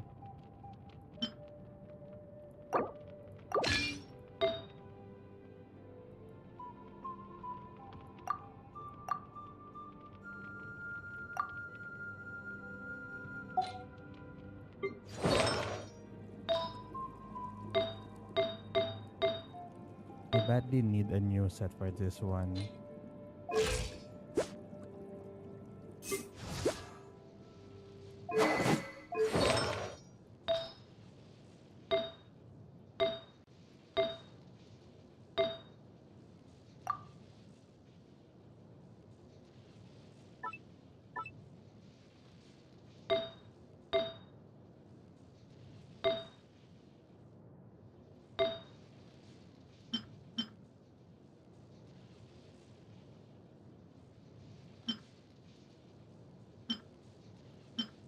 Who's gonna want HP with this?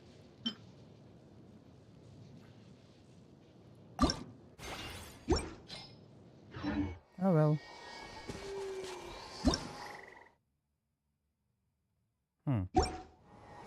So that one didn't really. Anyway.